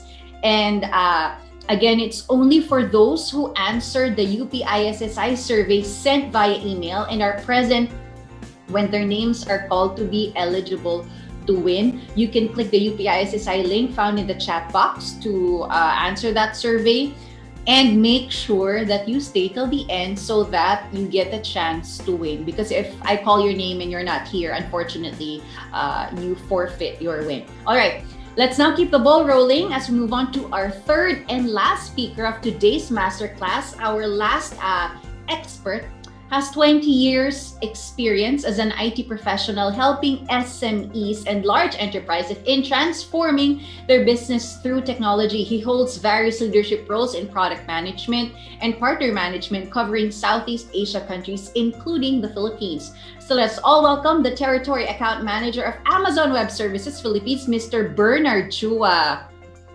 I'm Bernard Chua. I'm from AWS, Amazon Web Services. Today, I'm going to be talking about cloud adoption as a business strategy for BCP. And likewise, I'm going to be touching on compliance for any of you who would like to have your workloads in the cloud and start your journey on that. All right, so let me start with who is AWS? Not many people really know who AWS is. And AWS stands for, like I said, Amazon Web Services. You would actually think that how did Amazon.com, the retail company, get into the cloud computing business? So Amazon.com, when we were, years back, when we were trying to grow this business before the success that it is now, right, the online retail business, we had some challenges when we were scaling. We had problems with our partners' delivery, just keeping pace on our growth, and those requirements that we had that they couldn't comply with. And we just decided that, let's take the matters on our own hands and just build the technology that we need to support ourselves. As such, after a decade of building and running the highly scalable web application, Amazon.com, the company realized that, hey, we have this so much infrastructure, why not we offer this as well and make it as a mission, a broader mission to make it available to all other businesses. So the technology that made the Amazon retail company successful from before up till now is the same infrastructure and services that we now offer as a service to everyone who wants to consume it in AWS or via AWS. So hence, we are now in the cloud computing world. And by the way, Amazon.com remains to be the largest customer, internal customer of AWS. Imagine that huge of infrastructure and huge of a business sits on AWS and gives you an idea of how critical and how careful we are in designing all this infrastructure and services that we offer to everybody else. So AWS by the numbers, right? So why customers choose AWS or Amazon Web Services? First of all, we're the pioneers for cloud computing. We have 14 years of experience helping millions of customers. We have right now availability zones so up to 80 and spanning across 25 geographic regions. I'll be talking about more about what regions and availability zones are in the later slides, but this is very important. Please take note. So security and compliance, we have the most security certifications and attestations, and we have the most compliant data centers in all of the countries and geographies that we operate in. In terms of service offering, we have the most breadth from among all the cloud vendors out there. Performance-wise, we deliver up to 80,000 IOPS consistently, right? And in terms of price, from 2006, we have proactively delivered 80 price reductions. So it's nothing because of a competition pressure or a market pressure. It's a proactive effort of AWS and Amazon, true to the Amazon fashion that we deliver the cheapest price and make the customers happy. We deliver price reductions proactively. Just some note: 81% of all deep learning or machine learning workloads in the cloud are running on AWS. Right, so we're very used to running huge workloads and very critical workloads on our platform. We have the mission of being the Earth's most customer-centric company. And true to our mission, 90% of our products, and including the roadmap, originates from the customer requests. So these are feedback coming from the customer. These are real life use cases or requirements that we encounter with customers, and we try to build from that experience of the customer, and that becomes part of the roadmap and for everybody else with similar use cases to take advantage of. So with that, we have 10 consecutive years of being the Magic Quadrant leader. So that is because of the ability to execute and the completeness of vision. So it's not about the size of the revenue. It's not because AWS is the biggest in terms of revenue, which we are, but it talks about how complete our offering or our services are and how well are we executing of what services we have promised to the customer. And I said, 10 consecutive years we have been in that position. We have been blessed to be at the top right corner in the leaders quadrant of Gartner. And, it's that highest placement with that ability to execute versus among all the clouds. Years back, this graph, you wouldn't believe how many dots are there, how many players were there from challengers to being leaders. And now it's really just a few players, right? And just about 3 in the leaders quadrant. And we're a far high placement versus the others. If it were the size of the revenue, then it would be a different picture that you'll see. But similarly, AWS would be the highest in terms of ranking. So these are some of the customers that have trusted AWS over the last 12 years.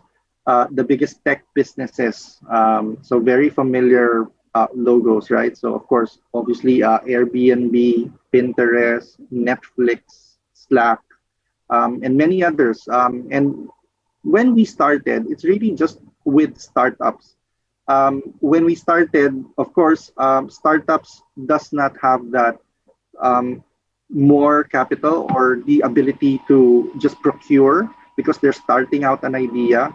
And cloud was a great platform. AWS was a great platform for them to test out their ideas. And as they scale, they also just scale of what they need, as and when they need it and use it, right?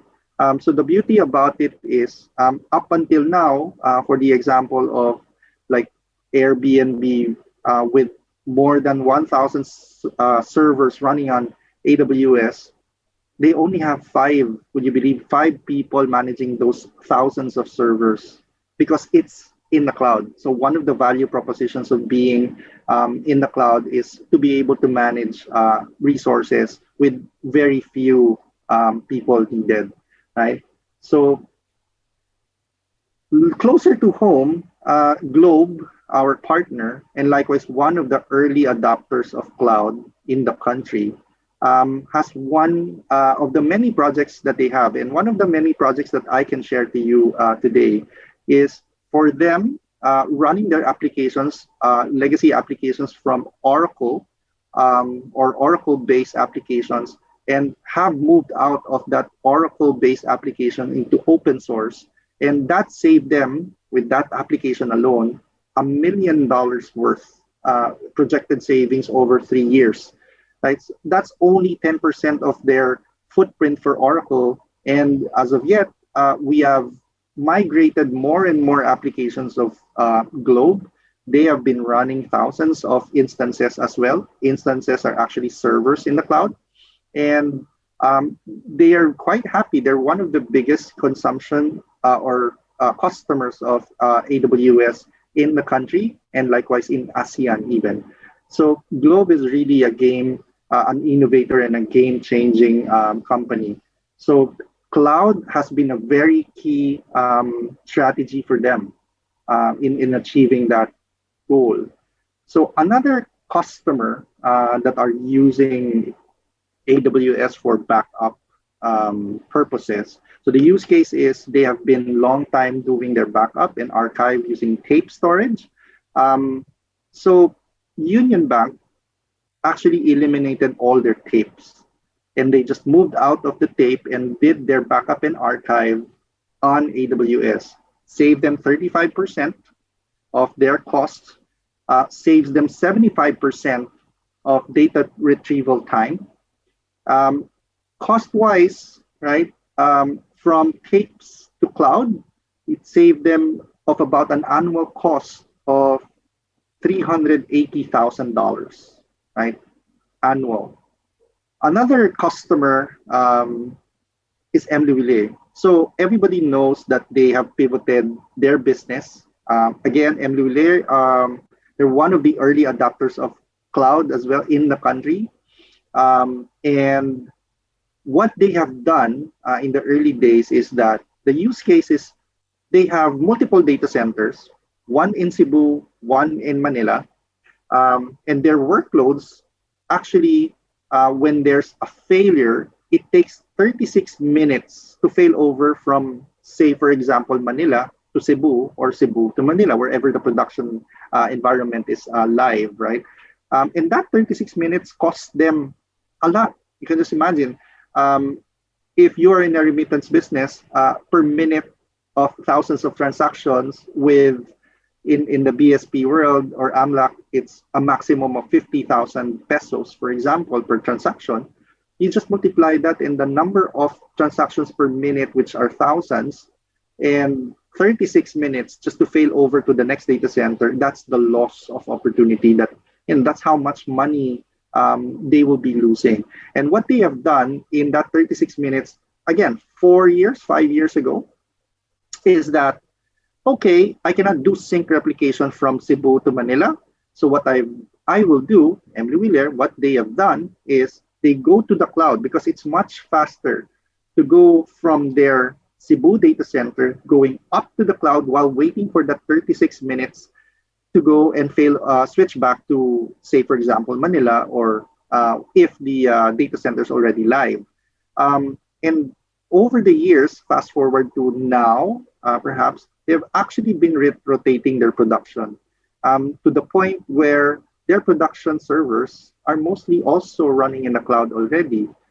Take note that there's a TCO study that if you will find, you avoid capex when you're procuring hardware, you avoid capex costs, right, or expenses.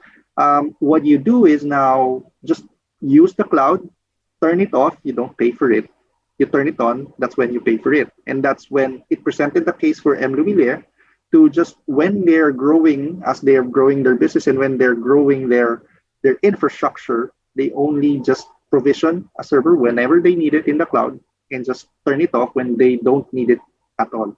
So that's something that I wanted to share since we're in a BCP discussion. And this is something that, not new, right? So like I said, 5 years, 6 years even for M. Louis been doing this. Another example that I would like to share today is not on FSI or payments, but rather more critical or equally critical data or information in the cloud. So Chinese General Hospital, proud to say that they spoke on our public sector summit in 2019. And they're one of the first hospitals to have 100% of their systems running on the cloud and in AWS. So it was not an easy journey for them. It took about almost 2 years, but their SAP, their hospital information systems, their HRIS, and even document management systems are already running on the cloud. And this is a hospital. So this just gives you an idea of what can you do and who are in the cloud and in AWS specifically. Now, moving on, what is the AWS cloud advantage, right? Let's talk about that. But firstly, for the non-tech and for those who have, just now heard about what cloud you've been hearing, I'm sure you've been hearing about cloud, but what is cloud really? Let's talk about that. Strictly speaking, cloud computing is actually, by definition, officially, it's an on-demand delivery of IT resources via the internet with pay-as-you-go pricing. So take note, via the internet, pay-as-you-go pricing. Cloud actually has it's an acronym for something. So very quickly, it's cloud, spelled C-L-O-U-D. It's common, location independent, online, utility, and on-demand, demand-based D. So that's cloud, right? So it's not just cloud up there. It's really, there has a definition. And think of AWS as a cloud computing provider, which is a utility company. So much like your power utility provider, much like your water utility provider, the expectation from our utility provider is that whenever, say, for example, for your power utility provider, when you turn on the switch, you expect electricity to flow and the lights just turn on instantaneously. Similarly, with a faucet from a water utility provider, when you turn on the faucet, you just expect water to flow. So similarly, it's what AWS does. Any IT resource that you would need is just instantly available. And when you just switch off that light switch, you don't pay for the electricity anymore. And similarly, again, as a utility model for cloud, you only pay for what you use. Okay, so that's just it for a quick review of what cloud computing is and who AWS is as an utility provider. But what is the real advantage of cloud or AWS? Again, while in general, cloud is really, or any cloud provider is a utility provider, but not all cloud are made equal. Okay, so that's important to note as well. But generally speaking, when you talk about cloud and the economics of cloud, it's really cost savings.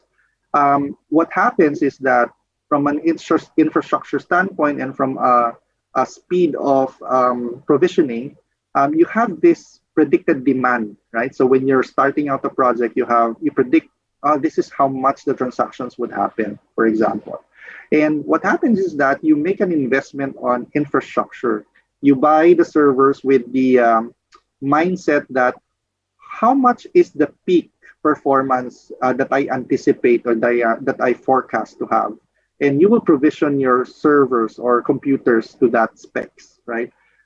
So this much memory, this much hard drive, and this much compute power.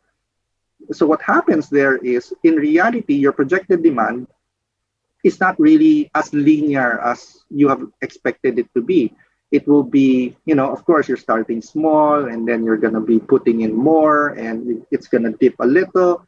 And it's really, there's peaks and valleys to all the actual demand that will happen. Remember, everything, the space in between what you have provisioned and what you're consuming, it's actually an opportunity cost, right?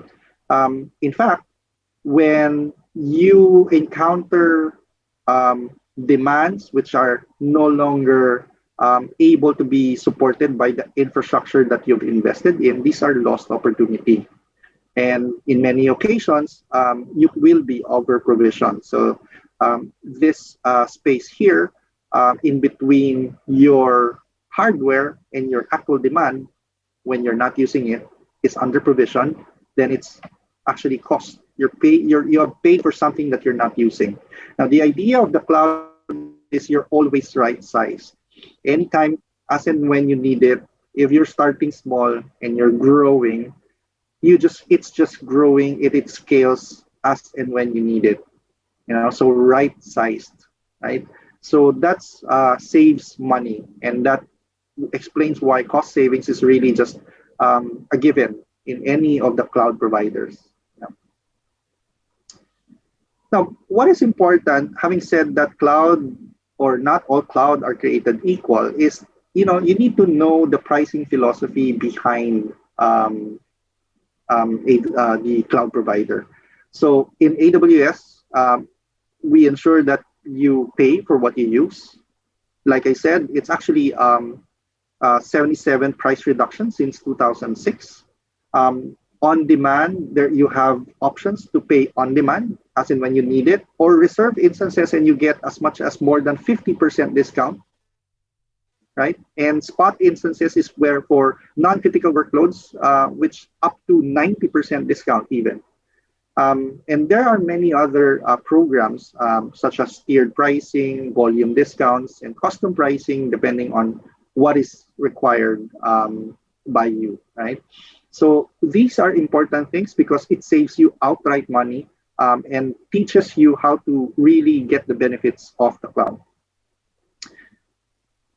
Another thing is, an advantage is operational reliability. Having the most experience in terms of all the cloud providers out there, we have services that have from 99.99% to up to 100% availability as an SLA commitment. And for example, in S3, it is designed for 11 nines of durability. What does that mean? 11 nines of durability means you have the possibility of losing one file out of 10,000 files in 10 million years. All right, so that's 11 nines of durability. That gives you an idea that how reliable AWS platform is. We have our global infrastructure. Now we have our region and availability zones. Again, it's important for you to understand this. Region, think of it as a physical location of our availability zones. And availability zones are really not our data centers, but clusters of data centers. Say, for example, in this picture here, Singapore, which is the maybe the closest region of AWS here in the Philippines, in Singapore alone, there are 4 AZs or availability zones. AZs are for high availability, high scalability, and high fault tolerance design, right? So AZs, like I said, are a cluster of data center. One AZ would have this much data center, if you would see in the illustration. Availability zones consist of one or more discrete data centers. Each would have redundant power, networking, connectivity, and housed in separate facilities. So not like in a massive warehouse with all data centers there. Make no mistake, there are thousands of servers per data center, but imagine your single server, virtual server that you subscribe in AWS and maybe just paying less than $1 per hour actually sits on an infrastructure that is protected with multiple data centers, and imagine the replication if it's multi-region as well. So Netflix is one of the customers that uses multi-region replication, and that's why even if one region goes down, your last watch and your favorite movies list and suggestions will still be consistent for Netflix because they run on AWS.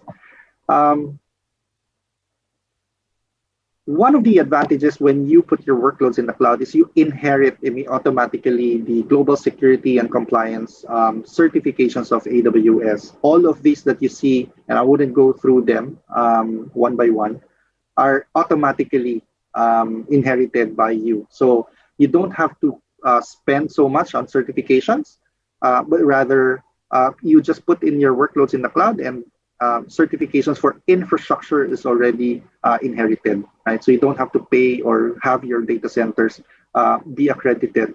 Just same lists as the slide before, but I'm just showing you all the logos, right? Just more familiar for you. Now, when we talk about security in AWS, it's a shared responsibility model. So simply put, anything that is in the cloud will be managed and owned by the customers. Now, this specifically talks about your customer data. Whatever you put in the cloud, we cannot see it.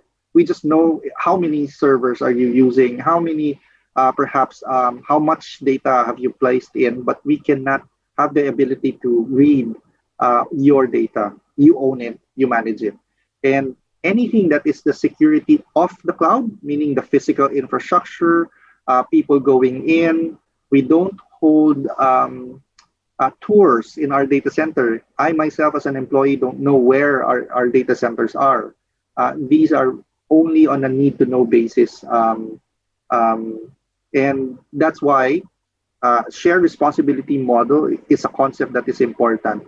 But while we have that shared responsibility model, we ensure that we have documented procedures, and likewise, we have resources for customers, for example, as well, AWS well-architected framework where you can pattern the best practices and really check if you're utilizing or operating operating in AWS well enough. Security of the cloud, like I said, you inherit all these certifications. You can actually download all the certification copies if you need to submit that in a regulator, for example, using your console, and just have a copy of it, print it yourself. One of the customers, one of the largest banks in the US, actually is in AWS, Capital One. And they're using, it's one of the many use cases that they have in AWS, but their AI and ML workloads are running on AWS. Another customer is FINRA, right? They actually process 6 terabytes worth of data. That's about 37 billion records on average per day. That is being processed on AWS. Of course, it has its peak and very average transactions, right? So imagine whenever they have the peak 37 billion records running, it just scales as many servers as they need and just goes down or turns off if it's not needed anymore. So that saves them money rather than investing that much thousands of servers, which they only would need for a few minutes, right, per day. Another customer, which is a 158-year-old company that needed to transform, is Guardian Life Insurance. And said they know they now operate in AWS. Within 2 years of migrating, they've already shut down their data centers and saved about 20 to 30% of the cost. So with no longer having the headache of managing physical infrastructure. Now, key considerations when choosing cloud provider. Right? I'd like to cite this quote from Werner Vogels, our CTO for Amazon Web Services. Everything fails all the time. That's our mentality. We design and anticipate. We design our infrastructure, our systems, that it will fail sometime soon. And we prepare for this, right? And with similar thinking, that's why a lot of times we have designed. We are talking about our infrastructure, and we say cloud are not created. Not all cloud are created equal, because these are things that you would want to look into when you're evaluating a cloud provider, right? And in many instances as well, we recommend multi-AZ replications or architecture. Having said that, some more questions to consider when you're evaluating cloud vendors. Global infrastructure, what is the underlying architecture and design to enable HA? Security, for example, how many attestations and certifications do they have? And which countries do they operate, just in case you want to scale your business? Just like a few examples that I've mentioned earlier, Netflix, Airbnb, they took their business global in a few months, in a few years, scaled really. Innovation, right? How much investment are they doing? Cost, performance, and many others. Track record is important. Are there well-known international customers using the cloud that is being presented to you? And what is the materiality of the workload? How critical is it? How impactful is it, right? So from small businesses to enterprise businesses. Another point that I would like to stress is AWS engages with global regulatory bodies, right? So we ensure, in two purposes, right? So we ensure that we share our approach and tools. We educate regulators to help AWS environments when they do audit and really understand how it works. And number two is to assess and explain the policy, right? So we try to understand and sit down with the regulator, understand the policy, what does it mean, and how do we comply with it on a country per country basis. And that's something that is important when you're considering, especially for FSI customers or banks, or if you're looking at critical workloads to be placed in the cloud, right?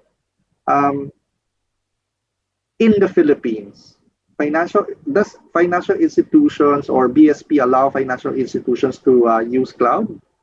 The simple answer is yes. So for as long as you comply with the regulations issued by the BSP, for example, and there are guidelines that are, and we can actually guide you as AWS. So what we do is we truly understand these frameworks and guidelines, and we go through with our customer. We assist you in securing that and being compliant with the regulations. So these are things that are important because you don't want to have that mistake of putting in your critical workloads in a platform where you're not sure if you're being compliant or not. And that's going to be costly for you. Now, there are 4 steps, right, to consider when you finally decide to start your journey in the cloud. Number 1, consider the purpose of the workload. One thing that is important for you to understand when you're securing approval from BSP is that they want to ensure that you understand the purpose of that workload and why you're putting it in the cloud. And how critical is that workload, right? So in the Circular 808, which is a form that you need to comply with and fill up. By the way, when you're trying to comply with that circular, we already have a copy that is pre-populated for all of the technical things that you would need to answer for your cloud provider. So we provide you, when you work with us, we provide you with a copy of that template that's pre-populated, and the only remaining things that you'll have to do as a customer, as the user and owner, is what is the workload and why are you putting it in the cloud? Essentially, that's the themes that you will have to explain and fill up yourselves. And we can guide you still on how to do that. We have several, like I've mentioned in earlier slides, we have several banks already that has workloads in our AWS cloud. There are additional resources, of course, that are also available in AWS Artifact. Artifact is available via your AWS account for free, by the way. And you can just similarly print, just like all the attestations and certifications, similarly print what you need if you're going through this exercise or activity. A few more customers that I'd like to just mention, AXA Life Insurance. So they've come up with this project, which is an insurance as a service platform. It's on AWS, right? FWD, which started their data lake through our S3 platform, simple storage service. So S3 can be your platform for just your backup or archive. And likewise, can also be your data lake already. So similar to how FWD uses our S3 services with obviously our AI/ML stack, which Amazon Athena, machine learning services. And lastly, I wanted to share that, as an example, there are many cloud-based providers out there, core banking systems, right? So one of which is NextBank.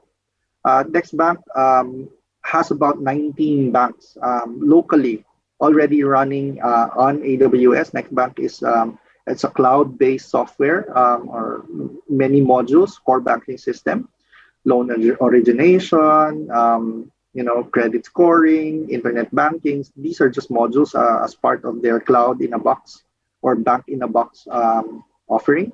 Thanks for having me. Let me turn you back to Sonja, and thanks again for our partner Globe for giving me this opportunity. Ayan. Thank you so much, Sir Bernard. That was information-packed. I'm sure madaming natutunan ng ating mga participants. And really, if you want to scale your business, getting on the cloud is really the way to go. And I just want to quickly mention what Sir Bernard even said earlier, how he used the example of M. Louvillier using the cloud to minimize downtime when either the Cebu or Manila servers fail. And that reminds me of what Sir Mel kanina mentioned in his lecture about the need for continuity protection for critical industries. And the finance industry is really such a very critical industry. Ang dami magsasuffer kung mag-suffer ang finance industry even for just a few minutes. Yung 36 minutes noon na nawawala sa M. Louvillier, ang laki agad ng losses, diba? Ang daming magsasuffer. So, again, which brings us back to a proper business continuity plan. And I hope that, getting on the cloud will be part of that for you guys.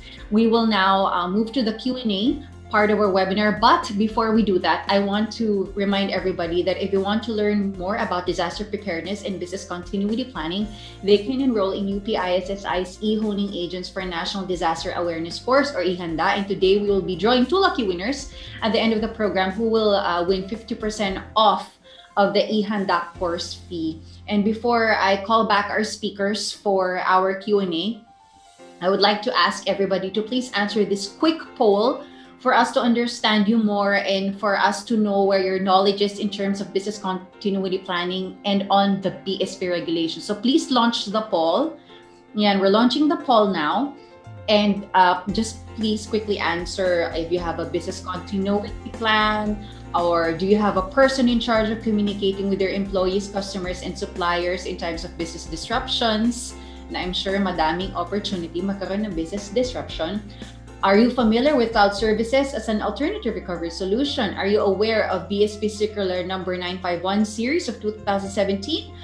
If you are from the cooperative sector, are you aware of RA 11364? Are you aware of key Philippine legislation such as the RA 10173 or the Data Privacy Act, RA 10175 Cybercrime Prevention Act, and the RA 11058 OSH standards? And while you're answering that, I just want to take this opportunity also to share with you Globe My Business exclusive masterclass offers, which are being flashed on your screens right now. You can click the link seen at the chat box for you to browse connectivity and ICT solutions to help you reinvent your success. And if you'd like to set an appointment with Globe My Business representative, access the link on the chat box. This is very important because obviously we will not have all the time in the world to answer all your questions, and the best way that I can help you with your questions is to set an appointment with a Globe My Business representative. So you can access that link in the chat box. Ayan, we have the results of the poll. 69% of you have a business continuity plan. Very good. And 81% of you have a person in charge of communicating with your employees, customers, etc. 71% of you says you are familiar with cloud services as an alternative recovery solution. Ang dami. I'm so happy to see that, you guys. That makes me so happy. That those are the results. That's just some of the answers that you gave us. Okay, 55% of you are aware of the BSP Circular Number 951, a series of 2017, and 71% are not. 71% are not aware of the RA 11364. So I hope we could help you educate with that. And then question number 6. With regards to Philippine legislations, 82% of you are aware. So that's very good to know. And again, if you have questions, please set an appointment with Globe with the Globe My Business representative, and the link is in the chat box. We will have time for a few of your questions. So why don't we go ahead and jump right on in? Can I have our panel of speakers to unmute? Ayan, they're all here. Welcome back. Ayan, dito sa ating next stage. Okay, we have our first question is directed to Sir Mel Cabudil. Sir Mel, how do you prioritize the functions to recover in a business continuity program? Thank you very much, Sonja. That's a very good question. And I think I heard Joanna talk about this a little bit earlier. As I have discussed on the DRI professional practices, it's very important that we do a risk assessment and business impact analysis. Typically, when we build a business continuity program, we jump right ahead for a technology solution, right? So the challenge with that is we either over-invest or under-invest in the technology solution. For example, if you're going to buy cloud instances for AWS, if you don't prioritize your business function, baka sobra yung mabili yung AWS instances. So gustong-gusto ni Bernard yun, syempre. Pero it's good because at the end of the day, this is something where AWS can help you. They should be able to guide you on what are the critical functions and processes and guide you in the process, no, in selecting the right cloud solution for you. So key is really doing a risk assessment and doing a business impact analysis, and then work with a technology company like AWS. Okay? Thank you, Sanjay. Ayan. Gusto ko yung pagka-recommend ni Sir Mel na work with a company like AWS. Unfortunately, AWS has a partnership with Globe My Business. All right. To Miss Joanna, there's a question here. It says, due to the effects of the COVID-19 pandemic, what other aspects of business continuity management should be prioritized? Hello, Sonja. Can you hear me? Yes, we can hear you. So, dun sa question, the COVID-19 pandemic, as we all know, is taking a heavy toll on all of us, especially on our employees, physical as well as emotional and mental well-being. So, na-emphasize sana natin ngayon as part of business continuity management, yung resilience ng ating employees. So specifically on the people aspects of business continuity planning. So yun yung nakikita ko na major na na-raise natin ngayon. And then at the same time, the importance of leveraging or making the most of digital solutions as part of our business continuity processes. Yeah. I love that. Oo, digital solution talaga eh. 'Di ba? For everything eh.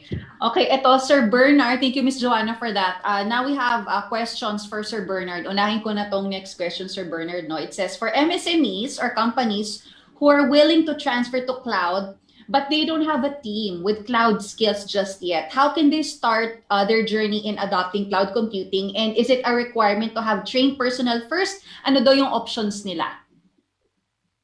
Right. Well, thank you for that, Sonja. First of all, you don't have to be an expert to use cloud. For all you know, we're already users of cloud, right? Specifically on that question, there are a lot of options. Globe as a partner would be a great option because they can already help you and guide you, and with their experience of using the cloud themselves, would be very, very credible people to help. But aside from that, you can actually learn as well. So it's not that complicated. But it's true, there's a learning curve to it. But what is important is you need to start first. And you don't have to be afraid before you start. Because, as I said, there are a lot of options there. Either you learn it yourself or get somebody like Globe to help them, right? Or to help you. Yes, that's right. And actually, getting AWS with Globe is already very convenient because all they have to do is add that in their plan and they just, kasama na yung sa monthly bill nila. So hindi na nila iisipin. Globe will be the one to take care of that with them. Another question actually for Sir Mel or Sir Bernard can answer, and or both of you can answer this, diba? Are there any service providers that you can suggest that offers AI tech for financial institutions? Since sinabi din to ni Sir Mel kanina na that's something we can look into, AI technology. So are there service providers that you can suggest na meron na ba for financial institutions? I think there are a lot of AI service providers now, particularly global companies, right? Now, most companies like AWS, like Microsoft, and even IBM, they have what they call a industry-ready cloud solution, and one of the industry-ready cloud solution would be for artificial intelligence. Yeah. So you buy that particular solution, and there's already an artificial intelligence built on it. Yeah. I love that answer. It's so attractive, industry ready. Parang plug and play yung dating sa akin nun. What about you, Sir Bernard? Do you have anything to add to what Sir Mel said? Yes. So while there are a lot of companies already having that stack, AI stack, right, or even machine learning stack, if you want to think. What's important is you need to identify first why do you need AI? What is it for? What is the use case? Define first why do you need it, and there's a lot of companies, not only limited to the global players, but rather, even Globe themselves have practice that they can help companies, identify first the use case, do a discovery assessment, and perhaps build if not available readily, right? And that should not take so much. Depends on the use case. So. Yeah, local partners are equally capable in doing it. Not exactly you need to be engaged with AWS. We are here to help, but there are a lot of partners that can do that too. Gusto ko yan, yung meron tayong other partners who can do that. And it's very critical to first answer why, para the rest will be easier to answer, diba? Thank you so much, Sir Bernard. We have another question actually, and I think Miss Joanna can answer this for us. Sa tanong na, how much daw should we spend on business continuity planning, BCP? How much, I guess it depends on how big the business is, but for you, magkano yung for initial investment na kailangan na ilabas for this? Kami kasi we work with micro and small enterprises, so as much as possible, yung cost ay tinitingnan namin mag-start muna sila kung ano yung kailangan immediately. So, ang kailangan natin immediately, halimbawa ay lack of organizational capacity. So, yung cost doon papasok yung pagkano yung training for our staff. So, yun siya. So, halimbawa, yung ihanda course is 4,000 pesos for 3 days. So, yun yung, so, ilan yung employees na papadala natin doon. Yun yung investment natin. And at the same time, titignan mo kung ano yung mga kailangan mo na business continuity strategies and solutions. So, doon napapasok yung iba pang financial component. Oo. Thank you, Ms. Joanna. Again, no, ang ganda nung sinabi niya kasi you have to know what you need first and then you'll know how much you'll spend on it. So magandang idea din to attend the ihanda course para maalaman ano ba talaga yung kailangan natin para magkaroon ng proper assessment, 'di ba? Saan ba tayo magsisimula? So thank you, Miss Joanna. And another one for Sir Mel and Sir Bernard. Any service providers for fintech or microfinance companies that you can suggest? Bernard, I think you have a use case na binanggit mo kanina. Yes. So there's a lot, right? In general, who or are there service providers? Again, my question is, it's a broad question. So my answer, ano ba yung gusto nating gawin? What do we want to achieve and what's the use case? Para we can determine who is the rightful person to help or the rightful team to help and what is the right solution for that, right? What is the problem that we're solving? But in general, again, it starts with consulting, and I couldn't stop by always promoting Globe, right? They do consulting practice too. If you don't have a team that does that internally, then might as well get an expert, which is a partner that you're looking for. Importantly, define what is the use case, what you're trying to achieve, para we know how to help you. First step, reach out to our team. Feel free to reach out to me directly, or maybe Globe would be a good option too. Yeah. Yes. We can actually, we gave you a link in the chat box on how to set up an appointment with the Globe, my business representative. And that's a good way to start so they can point you to the right channels as well. I guess, and this is the last question. And Sir Bernard, again, you can answer this. How do we reduce storage? So storage cost of cloud can be reduced. Good question. How do you reduce that? One, by going to the cloud, you're already reducing your cost. Globe was just a use case. They were saving their archives, 26 million. They're spending 26 million before for using tapes. And they moved to the cloud. You know how much they're spending? When they moved to the cloud initially, it's actually much more cheaper, lower cost now. It's 410,000. Oh my gosh. 26 million pesos, right? Oh my gosh. And that's that's the highest price storage for our S3 platform. But there are a lot of strategies. You don't have to necessarily go to AWS, but you need to understand first what are the, if they're familiar, guys, if you're familiar with storage tiering, diba? Or identifying what kind of data and how do you want to keep those data? What are how important are those data, and there are levels of protection on where you can keep them. Kung lagi mo kailangan, then you will have to save it into something that you can just use anytime. Or if hindi mo naman masyadong kailangan, you can keep it into a location where you don't have to really have it instantaneously, and that would be reducing cost. So knowing the classifications of your data is the first step.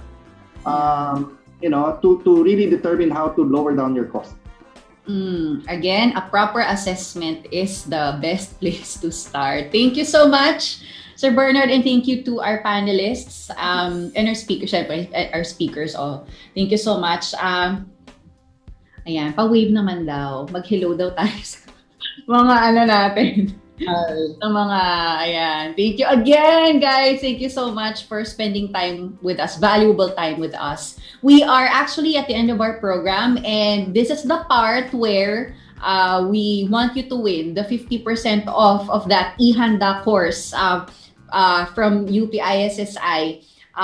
for business continuity planning for MSMEs.